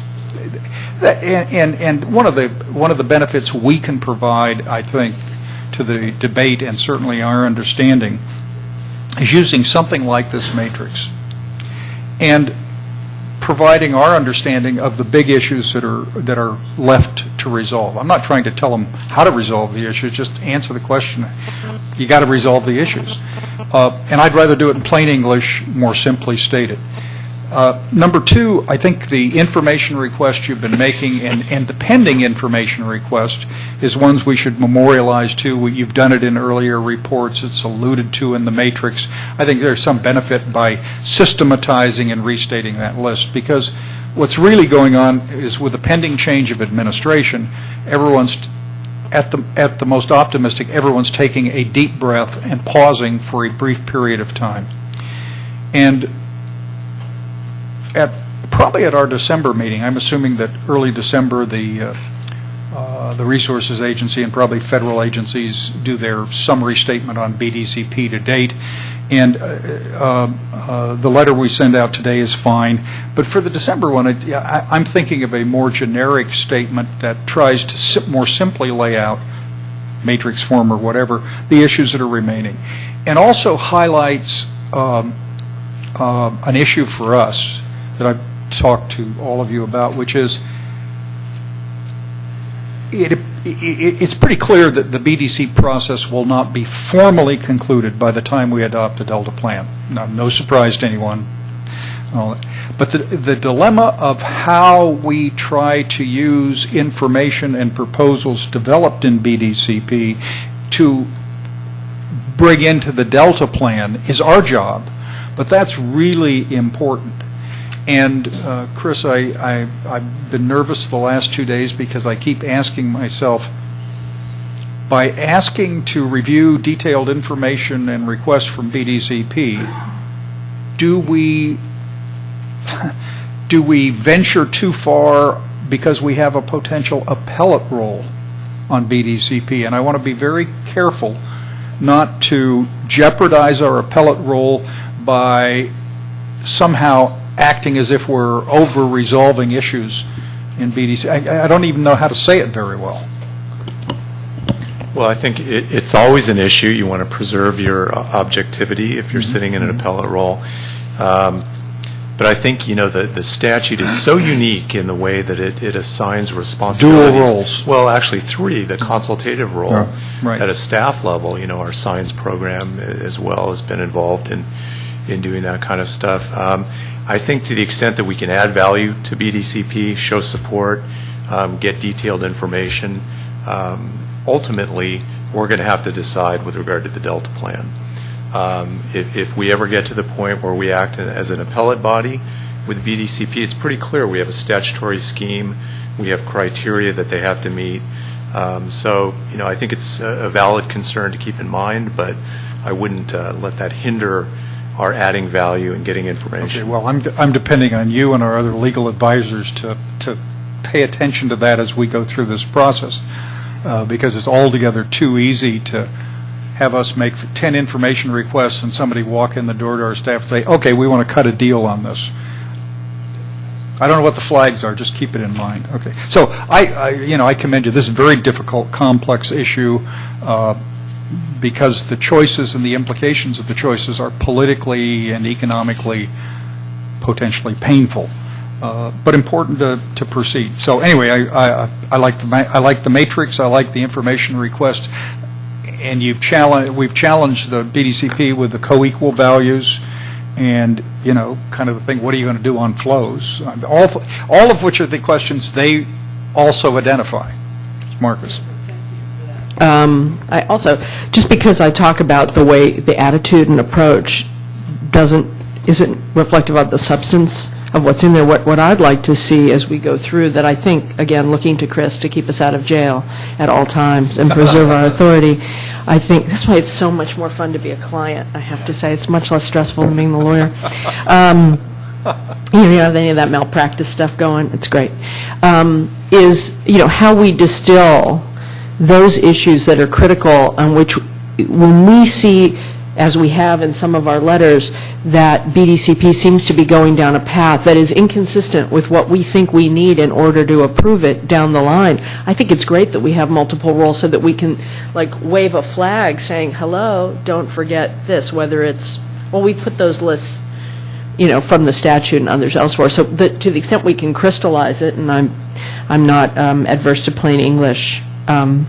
Actually, I do think it's important to distill it versus having it be a laundry list, and the distinction between what are the issues that we really think we need to wave the flag or ring the bell on, and then every other issue we might comment on, I think, is one that we have to bear in mind, because our comments are going to have more weight, sort of the fewer and clearer they are. And there have been times, I think, when I think the letters we've done in the past are really important and really good, and I was thrilled to come to the council later than others and see the great work that you all were doing.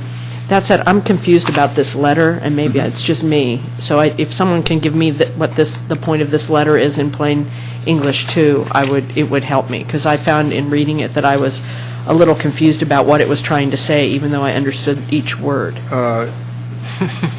Well, if you look at page 2 of the letter, this is attachment 2. The first paragraph is essentially the co-equal goals, how the state policy can be reflected in the BDC alternatives. We have alluded to that. This states it a little more clearly. The question of reliability, which is water reliability, also harkens back to a discussion we had with Gwen yesterday on, do we need to define reliability for the purpose of the Delta plan, something we've raised before. The issue of full contract amount is another way of also saying decreased reliance on the Delta. Is the statutory language relevant or not? The battle we've been having at every meeting. The incidental take permits, I suppose, is related to the issue that Dr. Paz raised, which is, are the ecosystem elements identified sufficiently, and are they funded, so that you can say that should BDCP proceed, that facilities might proceed, but also ecosystem will proceed apace in the process. And I think that's it, as far as I can tell. By the way, I wouldn't, in the letter, just me, I wouldn't spend a lot of time restating the existing law, which you did in the draft letter, as noted in the council's co-equal goals. I mean, they know that. It's just a pesky question that they have yet to figure out how to respond to. That's how I read it. It's not that clear as what you just said. And so I just would rather it was just, what are we asking them to do?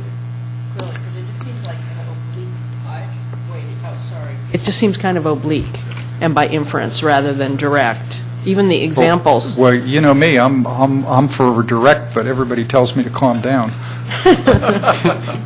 I mean, yeah, we were more direct in the last letter on the co-equal goals, but essentially the statement to BDCP is the law of the state of California that governs our activity says co-equal goals. Is that a law that applies to BDCP? I mean, they were in operation 3.5 years before that law went into effect, right. But the question of what it means is important.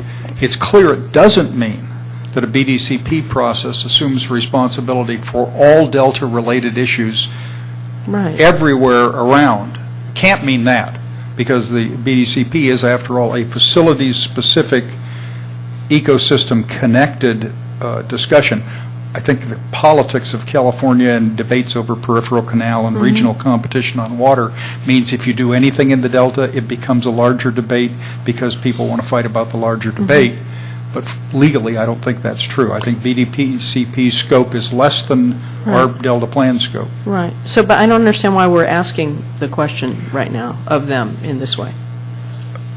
I mean, either it is or it isn't, so why are we asking them what they think in a letter? Well, because I'm just should we confused. perform an appellate role,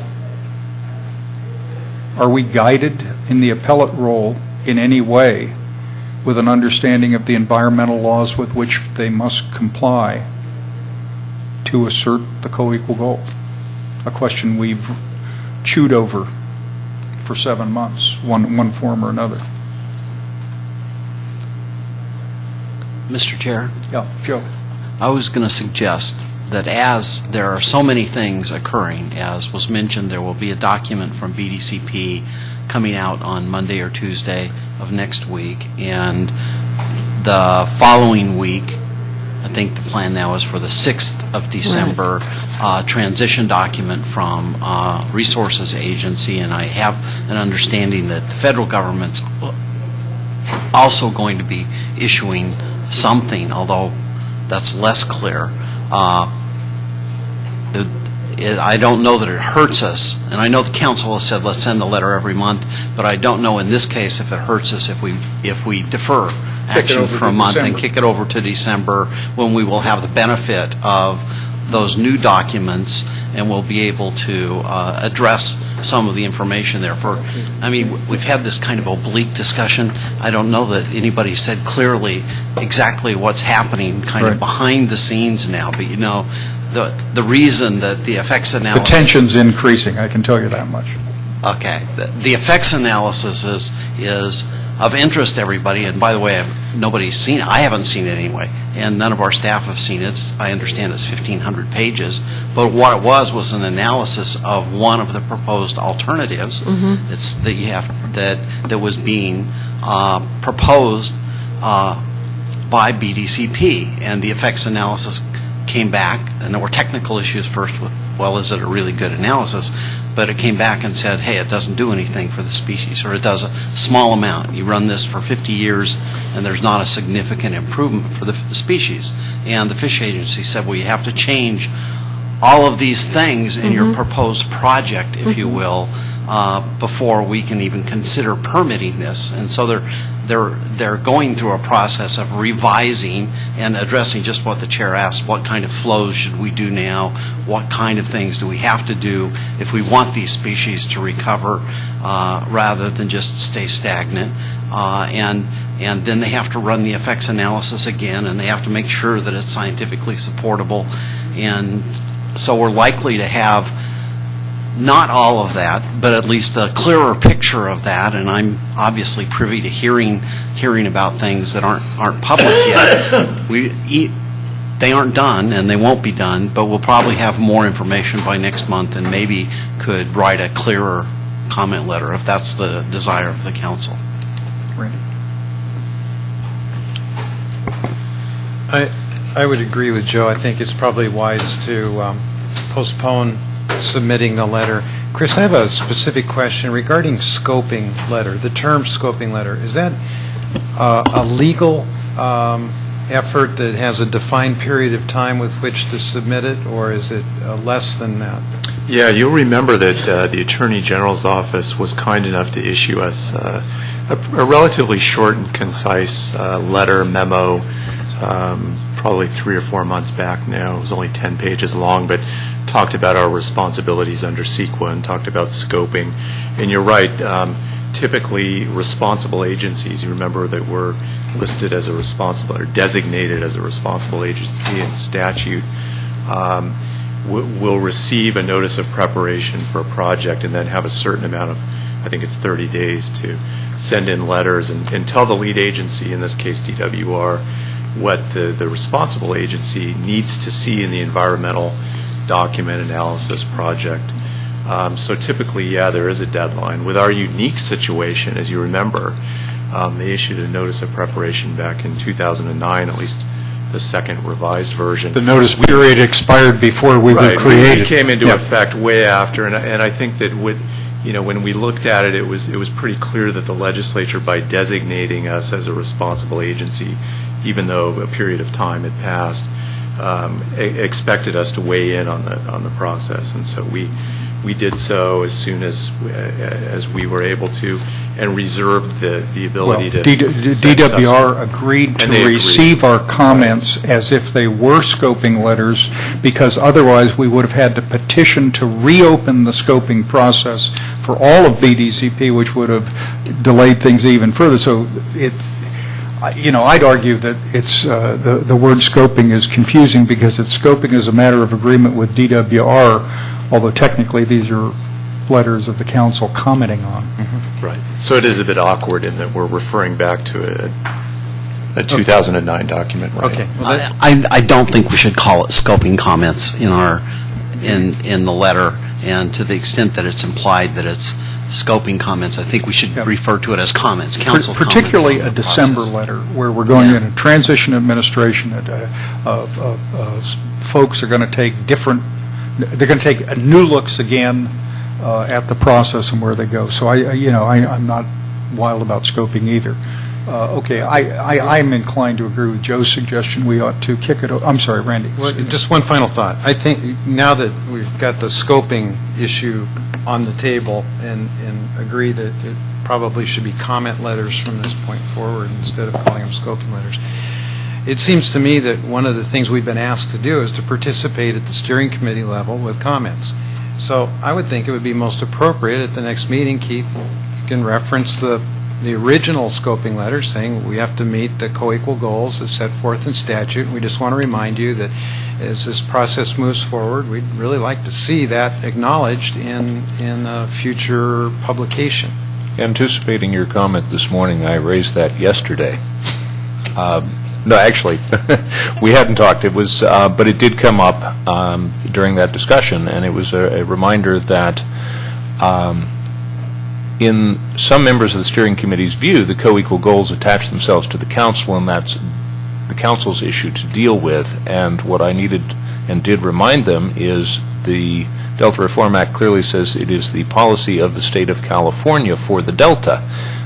So that is binding on the state, and thus an open issue, and one that we couldn't resolve yesterday clearly, but need to resolve moving forward, how BDCP, as well as other issue-specific projects in the Delta, fit the need to meet co-equal goals. The report last week was that yesterday's meeting would be the last meeting of the steering committee, and then a life after death resuscitation apparently occurred, as I understand it. A commitment among the steering committee members sitting around the table to continue to work to refine this. Yeah, I mean, the interesting thing is the advisory committee is the only public meeting that's around, when in fact the steering committee, which is the government agencies that are involved, who do all the planning and stuff like that, obviously they listen to advisory committees and then they make their final decisions. So I think the December letter winds up being a letter generally both to the members of the advisory committee if they meet again, but also to the agencies involved. Right, and I think it's a good idea, because I think on the timing, especially with the new administration coming in, they're going to be looking to the Delta Council's opinion on things as they see that whatever that transition recommendation is, they're going to want to know what our reaction to it is. Yeah. So we should take some care with that. At a bottom line, even if there are elements of the BDCP that the ones that have surfaced that I think are insufficient, like adaptive management, which I think is insufficient, governance, which doesn't make any sense to me. The fact of the matter is, the information that has been provided and will be provided by an exhaustive BDCP is fundamental to what all these issues are talking about and our work. Otherwise, we're operating on 1970s information about the old peripheral canal debate, which is so far out of date that nobody on God's green earth should pay much attention to it. And we need that updated information that only this densely complicated process can give us on all the options that are out there. So, and as we think about this, we're no longer calling this a scoping letter. This December letter really ought to be perhaps a letter that is more generic and clearly stated.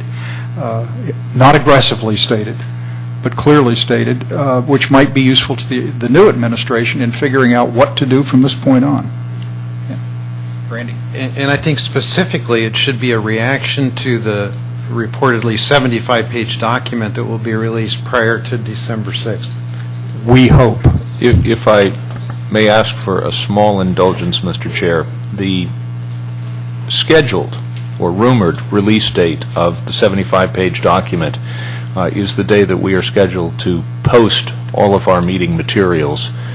I would ask for a little leeway to allow us to read and evaluate that document before putting together both the letter, the comment matrix that would otherwise have to be out that day.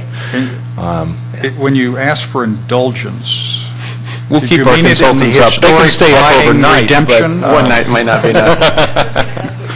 Yeah, if it's buying redemption, Mr. Coolidge, we have to deal with it a different way. My hunch is, even if it's out on that date, there will be clarifications. It wouldn't shock me that a summary statement is released and 4 days later, detailed background. I mean, it's going to be confusing for the next meeting, but the goal would be at the next meeting to have kind of a end-of-year change of administration, generalized view of the council, and hopefully a rewritten matrix of unresolved issues and information request that becomes, here's the kind of stuff that we think you ought to deal with, and here's the information we kind of need, and go from there. That would be useful. That would be very useful. Mr. Chair, if I could segue from Keith's comment and circle back to what you said earlier, Ms. Marcus, regarding the tension. I would just like to say from Arcadis's perspective that much of that was self-inflicted. We joined the process late, as you all know. 3 months ago? Was it 3 months ago? But to call the learning curve vertical would be kind, and we felt under a lot of pressure to deliver value to the council. And so I want you, I think while Keith has said that the working relationships with BDCP have certainly improved, the tension that you perhaps perceived was really local to us, and it was self-imposed or self-inflicted tension. And we look forward to continue to work with both staff and BDCP as we go forward on this. Okay. All right. Before we decide, as I think we are, to not do a letter this month but continue it to December, I want to have public testimony and reaction. Do we have comments? Ms. Rogers, bring all those forms up as you get them, please. This is Mr. Koutras' form, I believe. It is. Mr. Koutras. Good guess. Wow. Thank you, Mr. Chair, members of the council. This is a pretty serious discussion you're having this morning, and as it should be. And I've got some cautions and some red flags and some concerns I want to raise. And it goes back to the decision of the council to not do a de novo review of the BDCP. I'm concerned hearing these discussions today that there's at the risk of getting thrown out of the room, that there's some kind of message being telegraphed to BDCP, if you put these things in, the council will be fine with it. Because I think the level of your participation in the steering committee raises concerns that you are either de facto making a judgment on the BDCP, or it gives the appearance of doing so. So I want to offer a caution. I know you have a difficult role. As Mr. Stevens has laid out, he's laid out 3 roles you have. But based on my experience, and I know many of you as well, there's inherent dynamic tension in a lot of processes.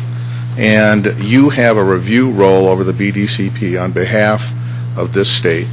That's why I raised the point with Mr. Stevens about material. But on the other hand, we have other statutory duties directing us to consult and involve ourselves. And if there's an inconsistency, we're kind of stuck with that. I understand that, sir. I truly do. I think we've all spent a lot of time. You're sitting here, it's an informal setting, but you're an official body of the state.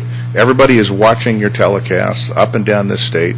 These are major issues. They will be for this generation and future generations.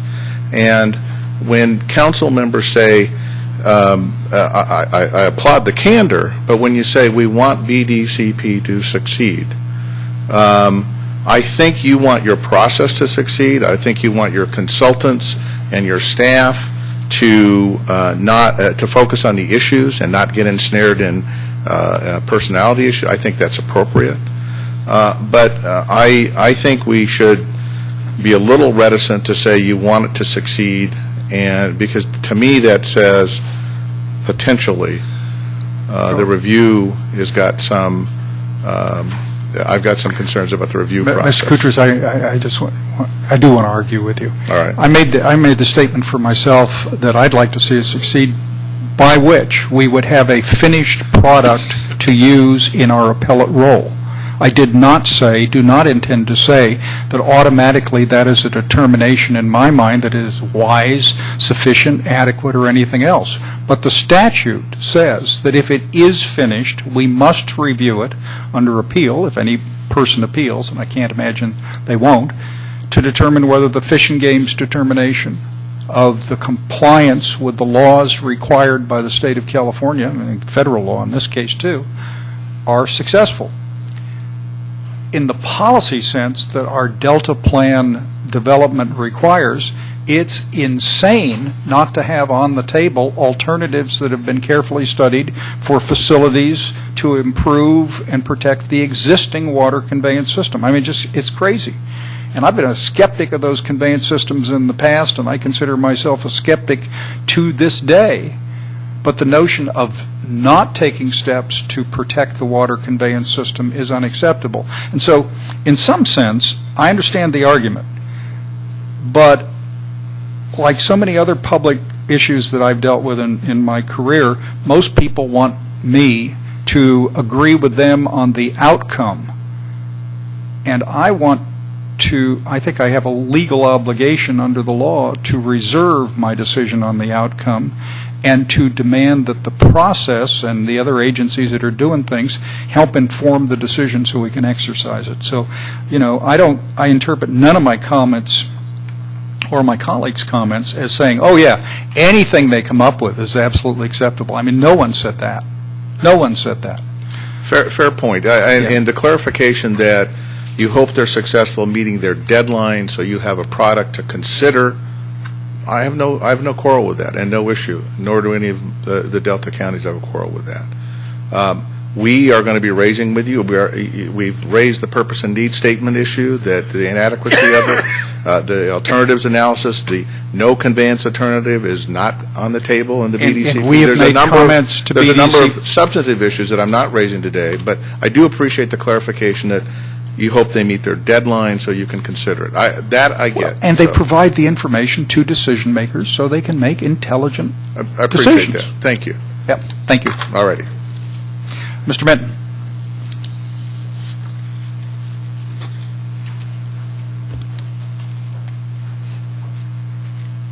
Jonas Minson with the Planning and Conservation League.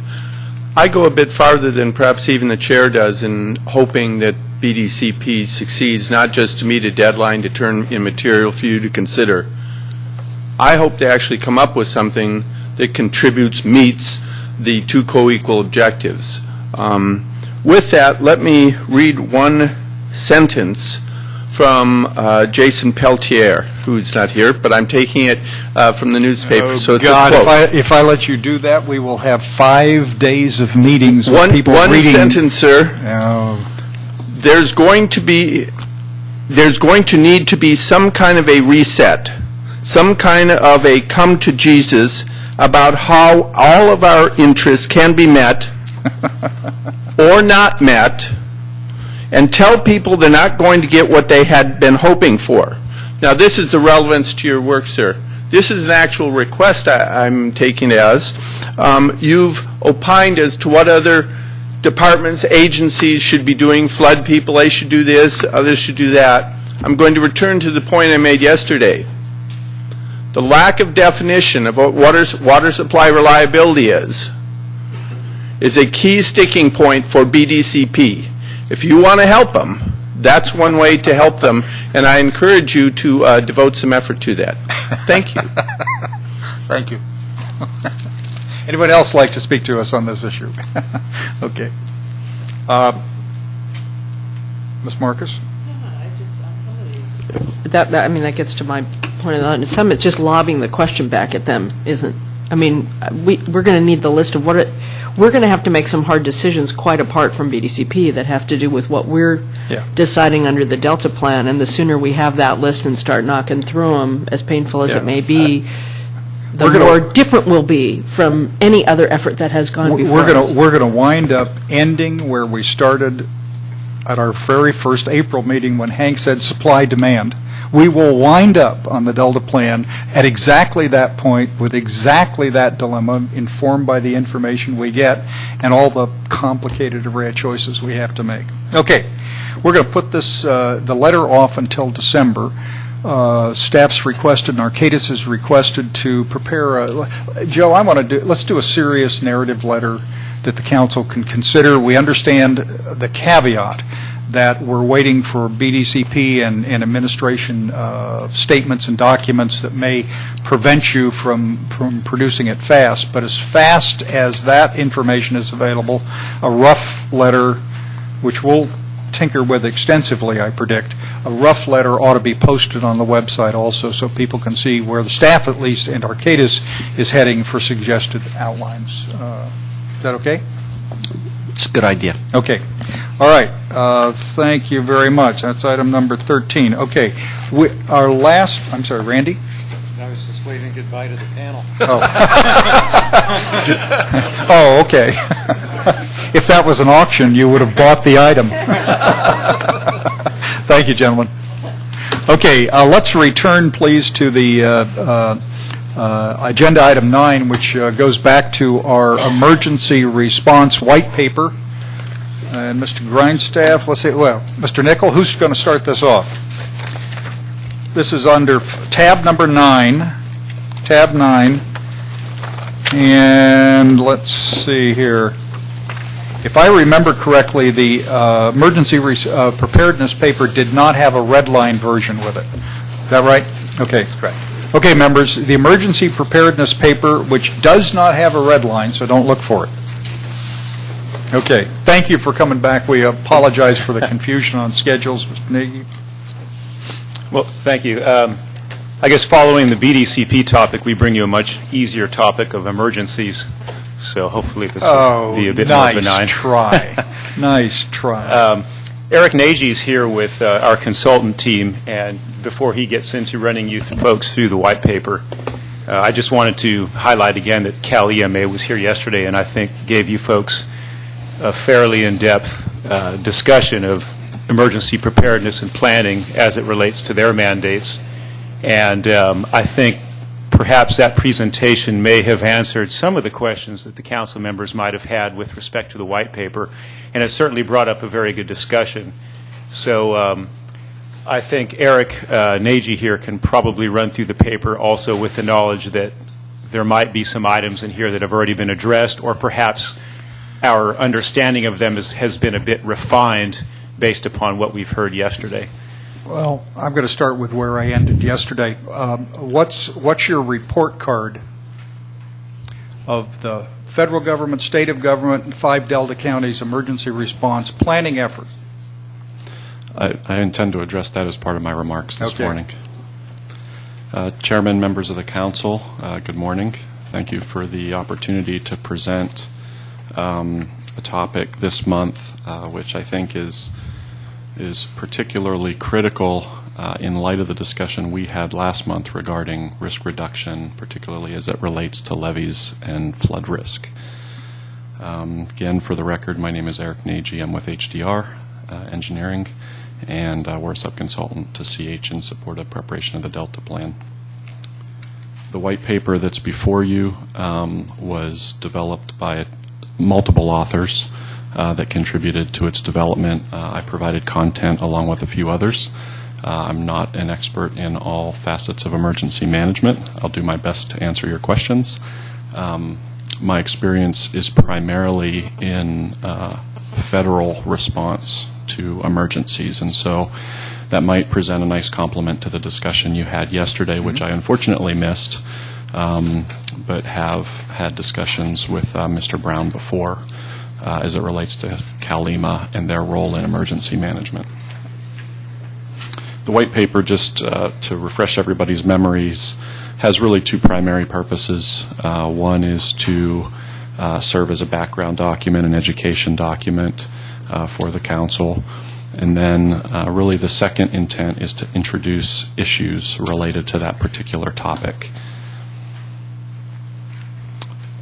My approach for this briefing is similar to last month's briefing, which is I'll provide probably 5 to 8 minutes in introductory remarks and then really leave the bulk of the time for us to have a discussion on the topic and allow you to ask the questions that I'm sure the paper brought to the forefront of your mind as it relates to emergency response in the Delta. I think the first thing I would like to do is reference a figure. Has that been passed out to the council? It's I know there are copies on the back table. Correct. That's the figure that I would like to use. Hopefully we could have that up on the screen as well. So you weren't here yesterday. I thought somebody was showing off at how much better your chart was than the one that Chair Eisenberg critiqued that came from the CalEMA folks. I was being a fuss budget about it. Well, I struggled really with how to best articulate what I think is sometimes an agency soup as it relates to emergency response. And one of the things, even after we submitted the white paper for your review, I was still left uneasy with how to, in some form, more succinctly describe what I think are some key points as it relates to emergency management.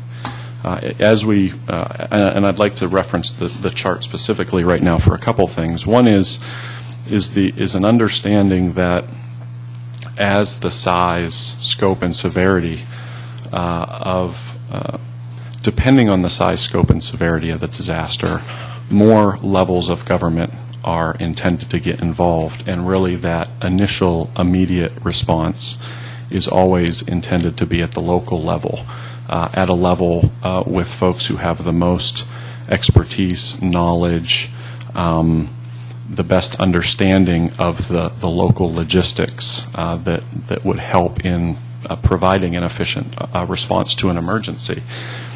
And really, as the local level of government and then the state level of government exhausts its ability to respond primarily from the standpoint of resources, then they are engaging successive superior levels of government in the response to that disaster. Now, the chart really is also intending to indicate that there are agencies like FEMA, like CalEMA, that are specifically chartered to deal with emergency management of all kinds. And those are cited on the left. And then there are agencies that have maybe a broad set of missions, are chartered for lots of different purposes, but have particular expertise and authority and jurisdiction as it relates to dealing with a flood emergency. And those are the agencies that are shown on the right. I think one important point to make with regard to that distinction is that a flood is unlike a lot of other emergency situations in that most emergencies are response focused. An earthquake happens and you react to it. A tornado happens and you react to it. In the case of a flood, there is some extra steps because you can fight the flood. You have the weather service, you understand that a weather pattern is developing, you understand that maybe upstream in the watershed, water surfaces are increasing and all that water is traveling, in this case, to the delta. You have the opportunity to prepare a response prior to the catastrophe, prior to, or in a manner to avoid the catastrophe, really, through the flood fight exercise. And that's where the agencies on the right side of the chart are particularly important because of that particular expertise. It's not just how do you react to a flood, how do you react to a levee break. It's how do you not have the levee break occur, not just as we would normally think of it through improving the infrastructure, but at the time the event is occurring, how do you fight that flood to avoid a break? So that's really, I think, an important point to make, a distinction to make between typical emergency management, typical emergency response, and that same emergency management mentality as it relates to a flood event. Finally, really the last point that I'd like to make from this particular chart is there really is a multitude of agencies that can and may be brought to bear in an emergency situation, and that large, long list of potential participants in an emergency management team really do exist at all levels of government. And the emergency response plans, in the case of the federal government, it's the National Response Framework. Those are all set up to really serve as a framework within which the response occurs. It's essentially describing how the interaction between the agencies would work, who's in charge, who has responsibilities for what types of actions or activities within the response itself. And those are, in most cases, really in all cases, led by the agencies that are on the left side of the chart, which are really chartered for emergency management and being prepared to lead that response. Questions? Sure. Yeah, Eric, just referring to your chart, I just kind of want to get your sense of it. I think this really helps, but would you agree with the notion that, because you really have emphasized, certainly in the white paper, but just even your comments about the nature of the type of disaster avoidance, I guess, or at least in the flood fight, in attempting to do that. And yet, it's my sense, and you can tell me if you think I'm wrong on this, is that when you look at the RDs and even DWR as a partner, Corps of Engineers, when you get into the big, the big flood fight, but that there's a disconnect between the left side, particularly the top of the chart, and maybe even the right side top of the chart, and what actually on the ground occurs and how that's credited relative to the flood fight. I mean, when FEMA does their flood maps, when the Corps of Engineers looks at their levee standards, in maybe a different silo within that organization, big federal organizations, my sense, they don't give due credit, not only in their modeling, but to the fact that, again, it's resource-driven, it's knowledge-driven, and certainly the forces of nature aren't always controlled.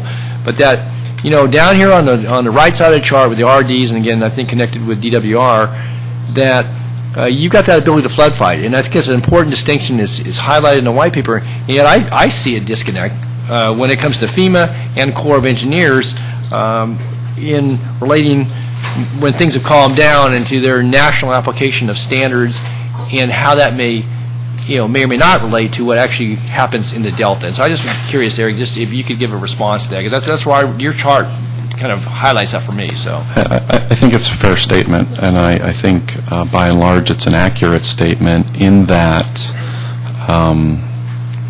in evaluating levees and how they're anticipated to perform, there is no credit given to or recognition of the fact that flood fighting could essentially help the levee perform at a level higher than it might be analyzed or expected to perform just solely based on the engineering analysis. And so you often have, if I could try to put it in even more simple terms, you often have, levees that when analyzed are shown to provide a very low level of protection, but have actually very successfully gone through larger flood events because of the fact that there was a significant amount of effort placed into reinforcing or flood fighting those levies during the event itself. And so there is certainly no, that's not cranked into the algorithm, if you will, of how easily, how successful flood fighting has been done in the past, how easy it is to flood fight a particular levee. That's just simply not considered during the design process. I appreciate your response. I guess part of the challenge for me will be in the Delta plan, without diminishing the risk and the threat, as I mentioned earlier, with the land use segment, but also recognizing, some of the real life situations and where life and property are protected in the Delta, and that whether that holds for the next 100 to 200 years in reality, I guess that's judgments we're going to make. But in the Delta plan, it's going to be a challenge for me because you still got all these other regulations that layer on top. But I think it's an important point. I appreciate your response. Thank you. There's a couple last points I'd like to make to close out my introductory remarks, and then we can get into a broader set of questions. But, I think there's a real concern with regard to eligibility. How many islands, how many tracts are really eligible for the full suite of federal assistance that you would expect for this type of area. Last month we discussed, and it's in this white paper as well, the standards that both the FEMA and the Corps would use as it relates to providing response and recovery funding. And that's the HMP, commonly referred to as HMP criteria for FEMA, and then the PL80 499 criteria for the Corps. I think that's one of the points of intersection between the emergency preparedness and response topic and just the levee investment topic as to how do you ensure sort of a minimum standard that allows the full flow of recovery dollars if a disaster were to occur. I think that's a point that's we try to stress in the white paper. We talked a little bit about last month as part of the flood risk topic, and I think it's worth bringing back up this morning. Do you have a recommendation? I mean, is this a policy statement that the state of California should, and under any circumstance, always protect and restore existing levees, no matter the cost or the consequence? With all due respect, I'm not prepared to say that yet. No, I know, but that's the kind of question we have to say. And so I think it's a question that does have to be answered as part of development of the plan. But if your object as an emergency response expert is, let's get the biggest amount of federal bucks we can, that leads to other policy determinations. Non-project levies should be treated more comparably to project levies. The state and hopefully the federal government should assume greater responsibility for funding those levies. Yeah, I guess I would respond to that by saying that if you simply look at the cause and effect of, I want to maximize the inflow of federal dollars, and to do that I need to make levies eligible to receive those dollars, that's an accurate cause and effect relationship. The question becomes, what is the cost of getting those levies to that standard, and is that investment worth the return that you would get from receiving the federal funding associated with recovery? So I think there's an economic question there that slightly complicates, that's what would appear to be a pretty simple cause and effect relationship. I've got the relationship. What's the answer? I'm sure that'll be on the agenda for a future meeting. Okay.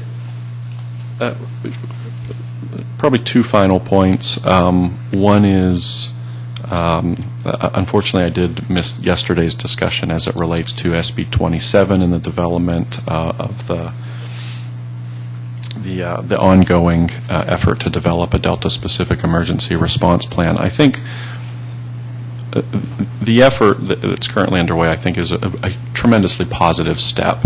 It's a good thing. It's the right thing to do. I think really one question that it's too early to answer, but that needs to remain on the table is, will it be specific enough in the types of scenarios that it looks at or can deal with to ensure that it is sufficiently formulated to manage the type of disaster that you really could reasonably foresee in the Delta. There's a fair amount of empirical evidence that indicates that disasters can be dealt with in the Delta. I mean, there are levee break scenarios over the years that have been dealt with. I think the question becomes, has sufficient thought been given to dealing with a true catastrophe? Scenarios your that people... opinion is? Like I said, I think it's too early to say in in where the development of that plan is. I don't think we can answer that question yet, but I think it's a question that we need to keep in our mind as the plan develops, to make sure that as it gets towards a draft or a final, that the council is comfortable with the level of detail for the types of scenarios that they consider dealing with. I don't know that there has been enough thought. I don't believe there's been enough thought to date put into how do you deal with a multi-island, multi-levee break, earthquake-driven flood event where the limited transportation arteries that you have into and out of the Delta may or may not be impacted by the earthquake, and you have multiple islands flooding concurrently. I think that's maybe one of the worst-case doomsday scenarios that can be envisioned, and I think for a plan to be adequate, it has to consider how would you respond to the doomsday scenario. I think there's plenty of experience and evidence that smaller events can be dealt with. The question is, can that event that we haven't seen, that nobody wants to see, that some people believe will never occur, can it be dealt with? Because that's really fundamentally what one of the primary phases of emergency management is planning for the unthinkable, and how do you respond to the unthinkable. And in outlining sort of maybe from a more theoretical standpoint the phases of emergency management, I think when you develop a region or an area specific plan, that's one of the things you have to be willing to tackle and address objectively.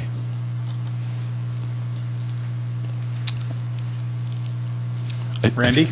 Oh. That stimulates a response. Yesterday we had the presentation about the Golden Guardian exercise that's going to be conducted in the Delta in May. And when asked, are you going to throw in an earthquake into the scenario, the answer was a stern no. There was no further questioning along those lines, but I gathered from the response that that would be way too complicated, and we've already got as much as we can handle for this next projected exercise. But essentially, the exercise will try and mimic what happened in January of 1997, and which is a useful exercise, no question about that, and to test updated communications capabilities and so on and so forth.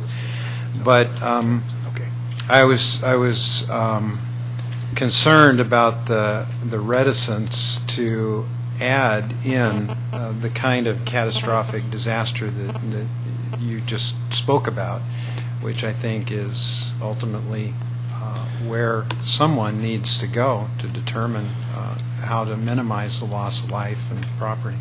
Well, I don't intend my remarks to sound pre-decisional. There's certainly a lot of time left. How about judgmental? There's a lot of time left in the development of that plan, and there's certainly an opportunity for building blocks to look at one scenario and then sort of go to the next level and then go to the next level, and that's not uncommon, from an emergency management standpoint. But I think, really fundamentally, you have to be willing to deal with the worst case scenario and be prepared for it. Ms. Marcus. Thank you. See, you could have been here yesterday, because that's what we talked about the whole time. So right on key. I just had a few comments on this, on what would be useful. I really appreciate your presentation. Sure. I thought it was great. And reading this was interesting, but just a few suggestions, and I'll give you the more specific ones. One is, definitely, this is true of everyone, but in particular, acronym guide or something. There are just the hard thing is the acronym comes up and there are two ways it happens. One is it comes up and you edit it out wherever it was before that you spelled it out, or you said what it was once at the beginning and then it comes back up. The chart might be an indication of how many acronyms Yes, are no, involved I in know this them, and I topic. have a couple to add to that one, although I love that. You win the prize for the best chart so far, which is, there's been a competition, you just didn't know about it. Prize, you'll get it later. So acronyms was one thing.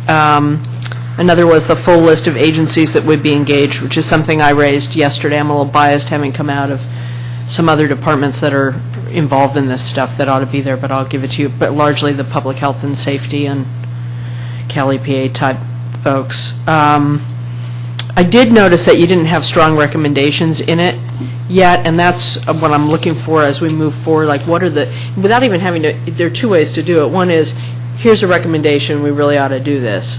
The other is just options. So you're not being judgmental or prejudging. You're saying, here are the kinds of things that you ought to be thinking about in a bold way. That's what would be helpful. Laying out for white papers for me, and I know this may not have been the direction, is just to start getting a sense of what are the kinds of choices and trade-offs we might make. And so I was waiting for those, and I didn't see those, and that would be helpful. And then the final point that jumped out at me as I was reading it, and it's very well written, was some sense of the money and the dollars and the numbers. I know I've seen in preparation for various emergencies, at least down when I was in Los Angeles, we had estimates of likely, how many people could be hurt, how much would the property damage cost be, what in varying scenarios. So you have some sort of quantifiable sense of what the range of things are. Now, they may not be out there, but if they're out there, I'd be interested in hearing what they are so that we have a sense of what's at stake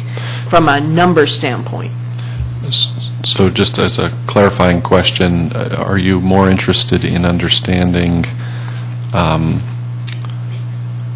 the costs in terms of damages associated with certain scenario disasters? Like like earthquakes. I'm obsessed with the earthquake, but it would be the full catastrophe scenario, however caused. And the other is also, what would it cost to upgrade to avoid? I mean, what is I don't want to say cost benefit because it's about a lot more than cost, but just a sense of, what would it cost to upgrade all the levees, project and non-project, to where they could withstand whatever level of, somebody must have estimated that, even if nobody's willing to pay for it yet. It'd be, for me reading, I was thinking like, what would it take to armor all these levees, regardless of who paid for it, so you can start thinking about what it would take to maintain the delta as it is. If, say you made a choice that you want to maintain the delta even physically as it is, which is one option is not, but another, what would that cost? Right. Okay. Questions? Mr. Fiorini. Are we headed to an island-by-island evaluation as we proceed through the Delta plan? And I guess maybe Eric, is that? I'm sorry, could you repeat your question? Are we headed towards an island-by-island evaluation in regards to the cost estimates for levee repairs? Is that the level of detail we're headed to as we prepare the Delta plan?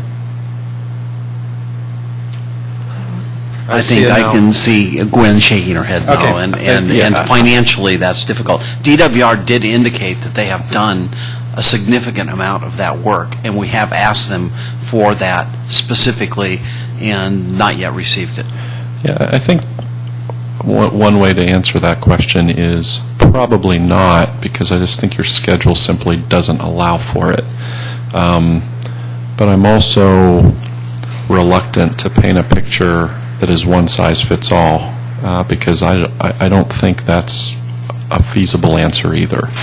And so I think the challenge here will be figuring out how to do something in between that is not so specific as island by island, but also not so broad as one size fits all, here's the standard for all levees in the Delta, because I think that's, that's equally troubling for different reasons. And so I think we're going to have to figure out a way to categorize or figure out how to put everybody in one of 4 or 5 buckets. Hank, and then Pat. Eric, given the economic constraints, are you in a position to say this is the maximum level of preparation we can afford? And as a result of that, there are certain catastrophes that we couldn't even hope to cope with? When you talk about affordability, is it in relation to emergency preparedness? Preparedness. Just preparedness. You know, I guess my response to that is that emergency preparedness is rather cheap. And I think any agency, and I think you heard this probably from Kalima yesterday, you know, one of the ways you could help is if you can get them a couple extra dollars. I think that'd be a wise investment because the cost of preparing for and doing planning exercises as it relates to different catastrophic scenarios is pennies on the dollar compared to dealing with the emergency itself, particularly if the response is inefficient. We're talking about preparation, we're talking about more than planning. We're talking about stockpiling certain necessary ingredients, making sure we have access to methods of transportation, be they land, air, like helicopters and all the rest of that. That doesn't sound too cheap to me. I think you could. I think there are plenty of situations where you could look at the recovery cost post-disaster and see how those costs are almost difficult to believe based on the disaster itself. New Orleans is not really too terrible of an example in that the money that has been invested in that levee system post-Katrina is hundreds of % more than was estimated to upgrade or improve the system prior to the catastrophe. And so I don't disagree that some of the physical planning actions that you would take in relation to pre-placing material are more expensive than just doing tabletop exercises, which happens a lot in the emergency management field. I still think that they're pennies on the dollar compared to the response activities themselves and how an inefficient response to an emergency, those costs can just explode. Because now at that point, you don't have any ability to take any action where you can do things cost effectively. Whatever they cost, and you just do it. You know, you're signing letters on the back of a piece of notebook paper that effectively are contracts with contractors to flood fight or to respond to a levee break. Cost competition's not an option. All of those sort of, you know, effective forms of trying to manage contract, to control price through competition, you can do all those things prior to the disaster. You have really no ability to do those things when the disaster is underway or you're responding to it. So I guess that's how I would respond to that. Yeah, I would agree with that. I think in a response, particularly if it's an earthquake, the agencies that will respond will have other areas to take care of. Perhaps areas where the population density is much greater than in the Delta, i.e. San Francisco. And a lot of those resources will be diverted.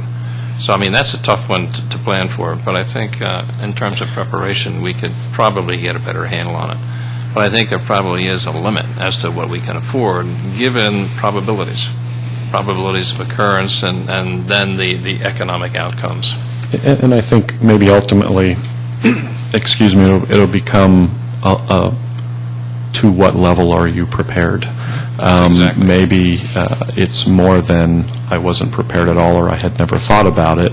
Hopefully that's not the answer, but it might not be the level of preparation to which you might be prepared to deal with a smaller scale disaster.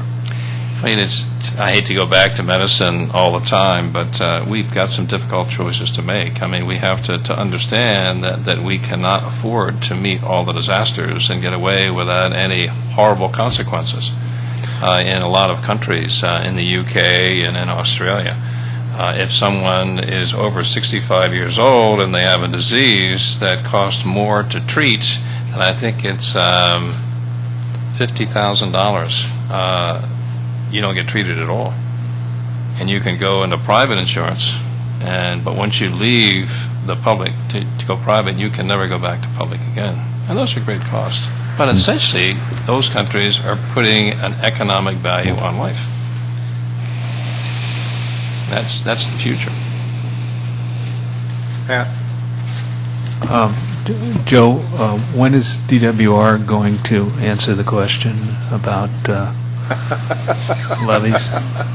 Sounds like I need to amp up my request again, and I will do that. I think there is great reluctance on their part, first because the delta is continually changing, so the data that they had that was accurate in 2009 may not be accurate today. Also because so many parties, I mean, if you'll recall, we had someone from DWR here, and I believe he told us that something like 90% of the islands did not meet the H&P standard.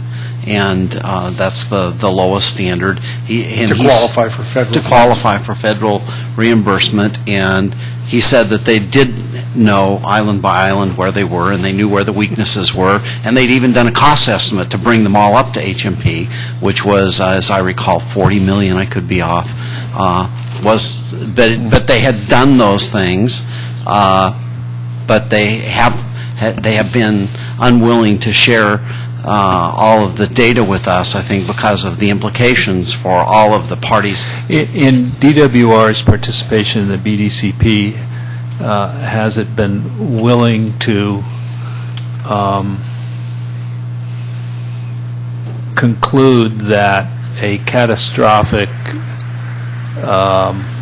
event could damage many Delta islands and impair the water supply system to a critical degree? The basic DWR assumption, I shouldn't say DWR, the basic BDCP assumption, so that's across all of the agencies, is that the islands all remain intact for the period of that the islands are all protected and remain in place for the full 50-year life of the permit. So you're saying that's their goal. What I'm saying that is their assumption, and they haven't done anything other than make that assumption as a baseline assumption for the process. Then there isn't a large risk of levee failure that would impair the water delivery system? No, I think they would say there is a large risk. Okay, so on what basis do they say that? Because they have done the DREAM study, which has been referred to, and which we used here, which indicated that there is this high risk. As I said earlier, I think it's on the order of 2 out of 3 risk that within the next 20 to 30 years we will have a major earthquake with earth motion of such significance that it will cause catastrophic failure of levees. So we're talking about not small levee breaks, but tens of miles of levees that may slump and be damaged. So not the normal kind of levee system failure that we talk about in a flood event, but the kind of systemic failure that would not necessarily cause immediate flooding, depending on when you had what the water levels were. How should the council weigh that conclusion and the evidence that it's based on? How should we go about doing it?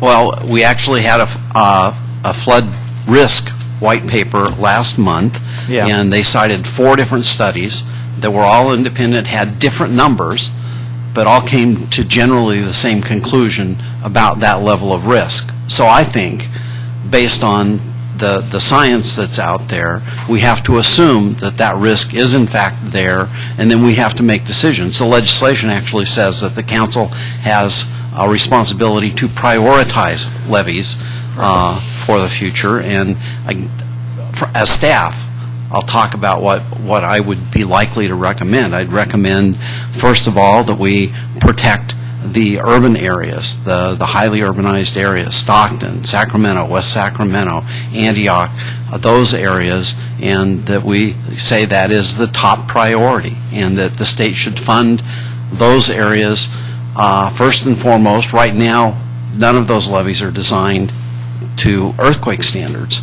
There isn't even really a standard earthquake levee kind of criteria for somebody to meet. So I think what we need to do is say, we recommend that DWR develop those kinds of standards, and that those communities where you're talking about populations of tens of thousands of people, that should be our highest priority.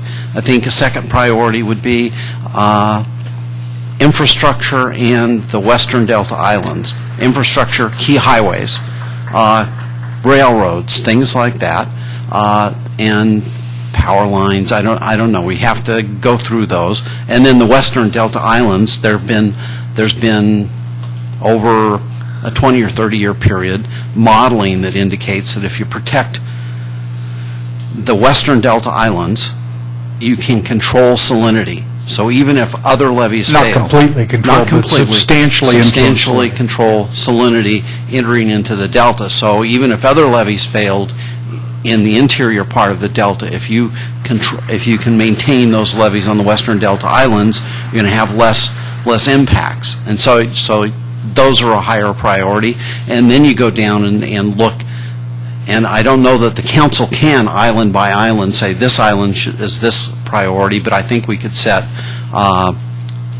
some criteria, and I think we could direct or indicate in the plan that DWR should, as they fund things moving forward, because ultimately a lot of this does come back to funding, that they should fund things based on that priority system, not that you just give 100% of your money to the top priority things, but that you give the most significant portion of your money there. But you also think about those priorities as you're designing your system. And so I think in the Delta Plan, we're going to have to address those issues. We're going to have to make some significant recommendations about levy policy, which frankly nobody's been willing to do. The policy recommendations in the past have been basically protect everything at the same level, because the fear is that if you start prioritizing, then something drops down and doesn't get as much funding. I would also imagine that we would probably recommend that everything be brought up to HMP, and that the local RDs with DWR be required to maintain that level or lose funding, something like that. I don't know. But if I were a resident or if I were a landowner in the Delta, I would be really appalled to find out that the island that I lived on or that I owned property on didn't even meet that minimum standard that is required to get federal reimbursement when there's a big flood. So we're going to have really difficult issues. I don't imagine that you will be popular. Maybe I won't be popular either when the time comes to lay those issues out and make those decisions. Just a comment. Ms. Gray.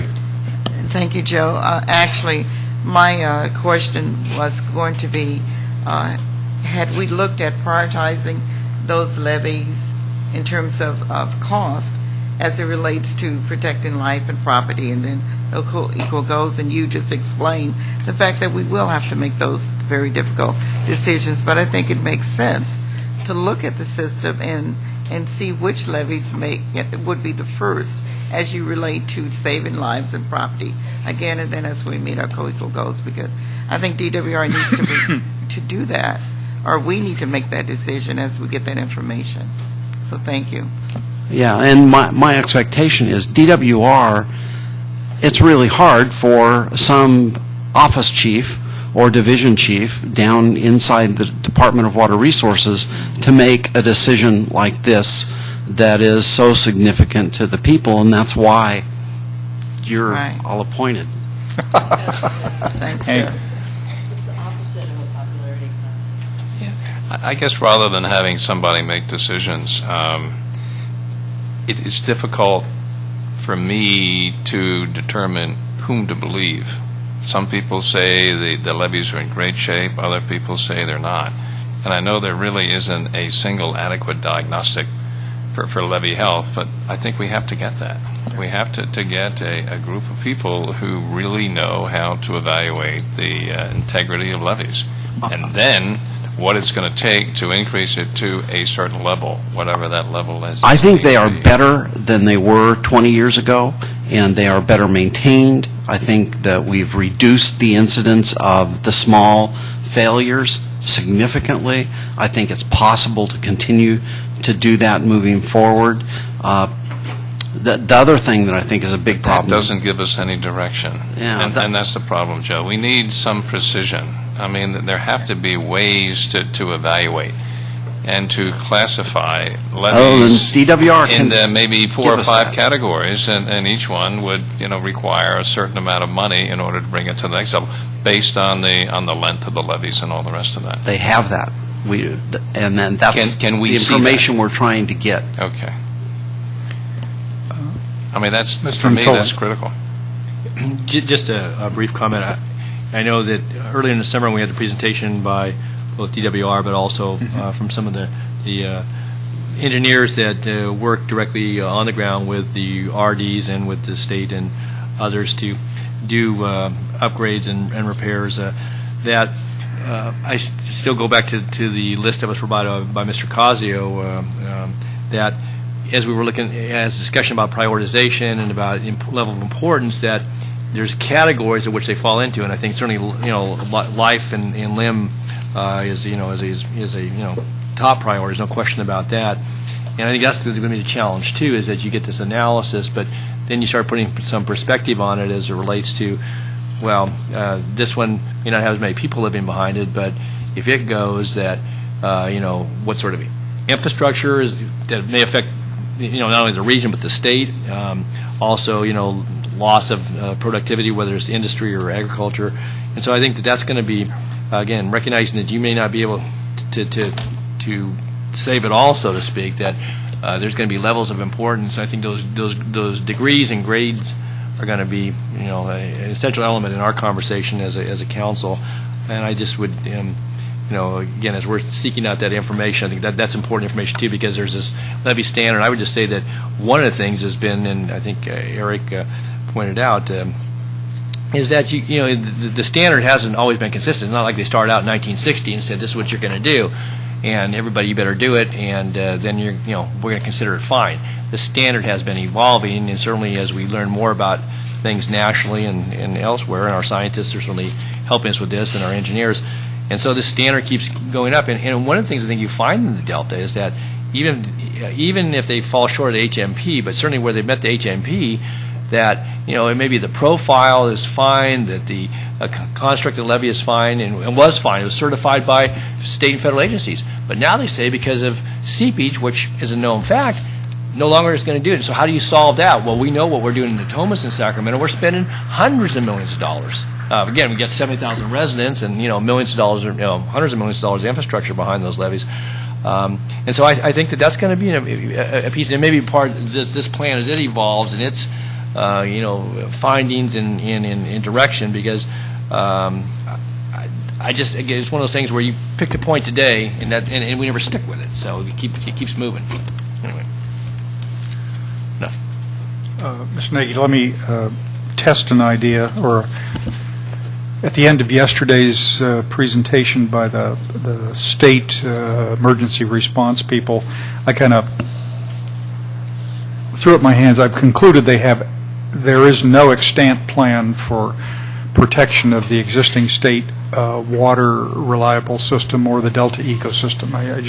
They're ideas, but there's nothing that you would call a clear policy direction on either.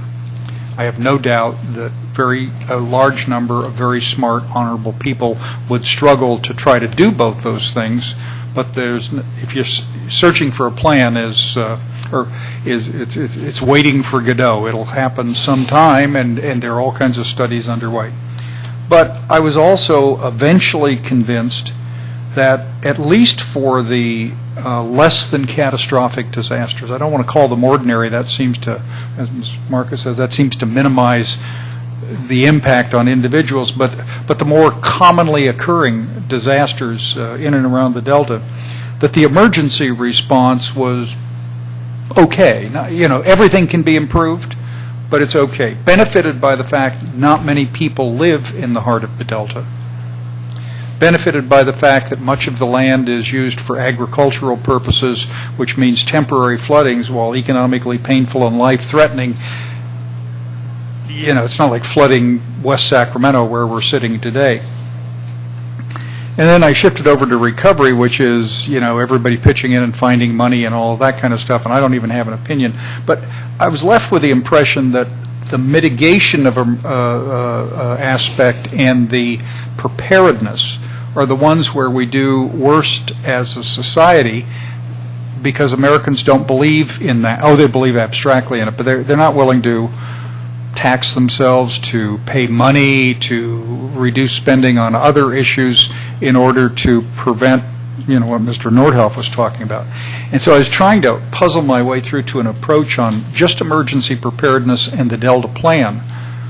And I was tentatively going in the direction of saying we ought to spend most of our time, maybe tinker a little bit with a response, and can you give little things like rock preparedness to locals for more ordinary kind of maintenance.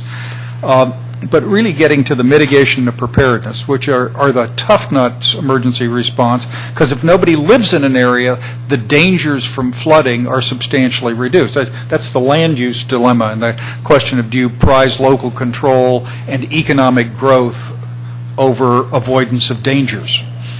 And I don't know, is that even semi-rational? Yes. Okay.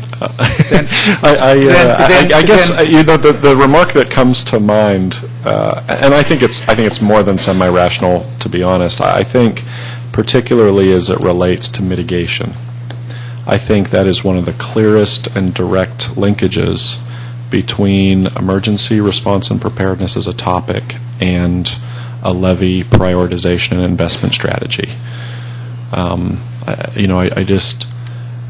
I think there can be a fairly clear connection between those two topics based on the fact that your mitigation strategy could be related to topics like eligibility for federal response funding, minimum standards for design, minimum design standards for levies, so that essentially a minimum level of protection is provided.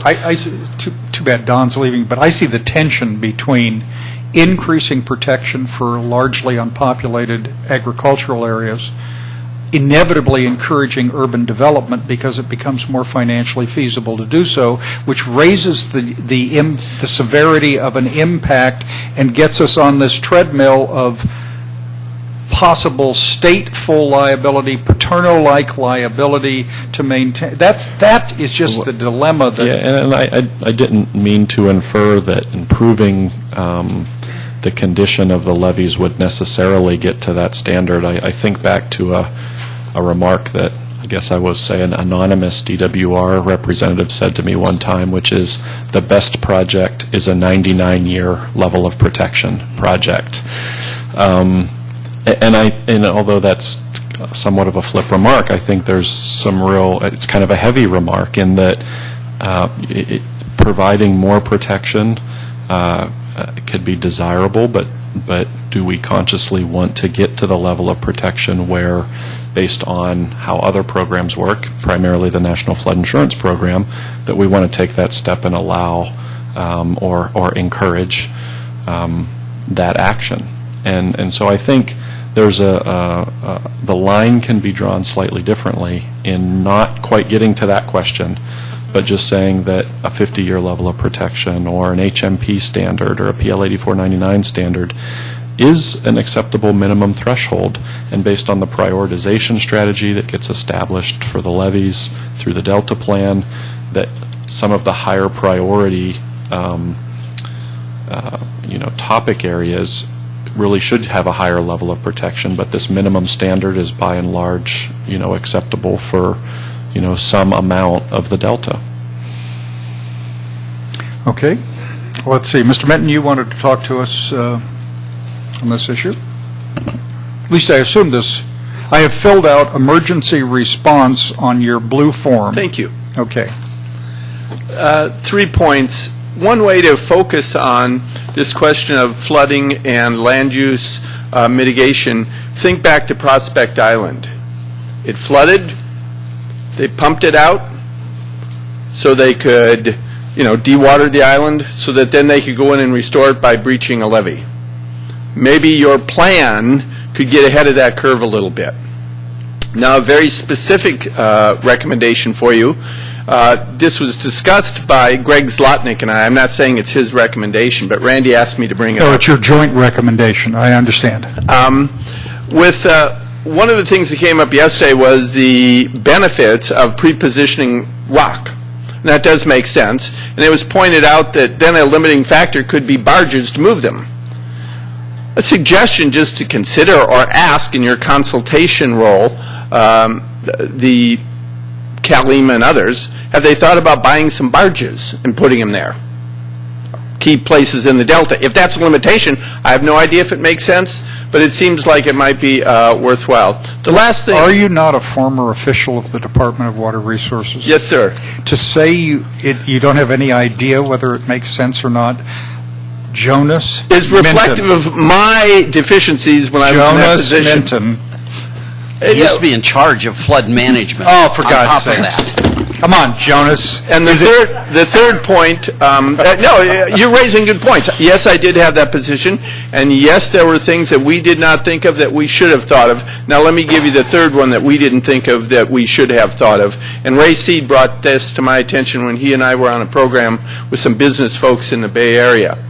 The worst case is not 20 islands going bad in the Delta, the Central, South Delta, where it may be. The worst case is if a levee pops on the American River, at the same time there is flooding in the Delta. More normal or regular flooding. For that situation, in which case, all of those resources you saw on that chart are going to be focused not on the islands down there. They're not going to be seeing helicopters down there. They're all going to be going to doing rescuing here. So I'm encouraging you, and that is a reasonably foreseeable catastrophe. So I'm going to encourage you in your consultation role to talk to Kalima and others and say, what the heck happens then? And there will be priorities and what happens, because just think about now, or in 2 years or in 2 months, if that catastrophe happens, we say, well, we never really thought about that. Folks would say, what the heck were you thinking about? So I encourage you. Thank you. Just a note, Mr. Grindstaff, when we do the draft of the Delta Plan, let's have a footnote about complaining about the failure of previous DWR officials to handle these problems, and we'll debate whether to list Mr. Minton by name. Okay. Anyone else like to talk to us on this issue? Mr. Grindstaff, any suggestions?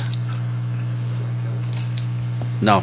Well, we already agreed yesterday, Mr. Nordhoff, you weren't here, but we're going to try to set up the equivalent of staff working groups on a whole series of elements that are going into the Delta Plan, but emergency response was one, and we got the DWR flood folks and Cal Emergency Management Authority folks to agree that they'd sit down, and we really want to go through and get their opinions on what ought to be in a Delta Plan, which is another way of saying, from the existing thing, what's the best stuff out there? That will not answer any of the tough questions or many of the tough questions, but it gives us at least the foundation to approach the Grindstaff recommendations. Is that part of the Delta Plan that we will prioritize? Oh, yeah. It is, and the Specifically. law says that we must. Yeah, so we got to do it. Yeah. I see a committee being formed, the Nordhoff Committee.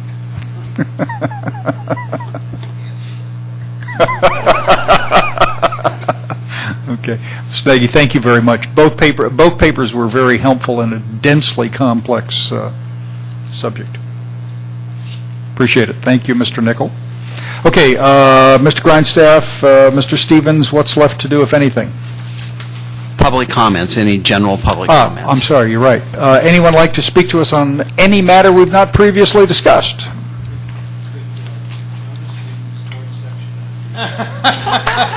Could Jonas read the sports section of the B? This relates to some...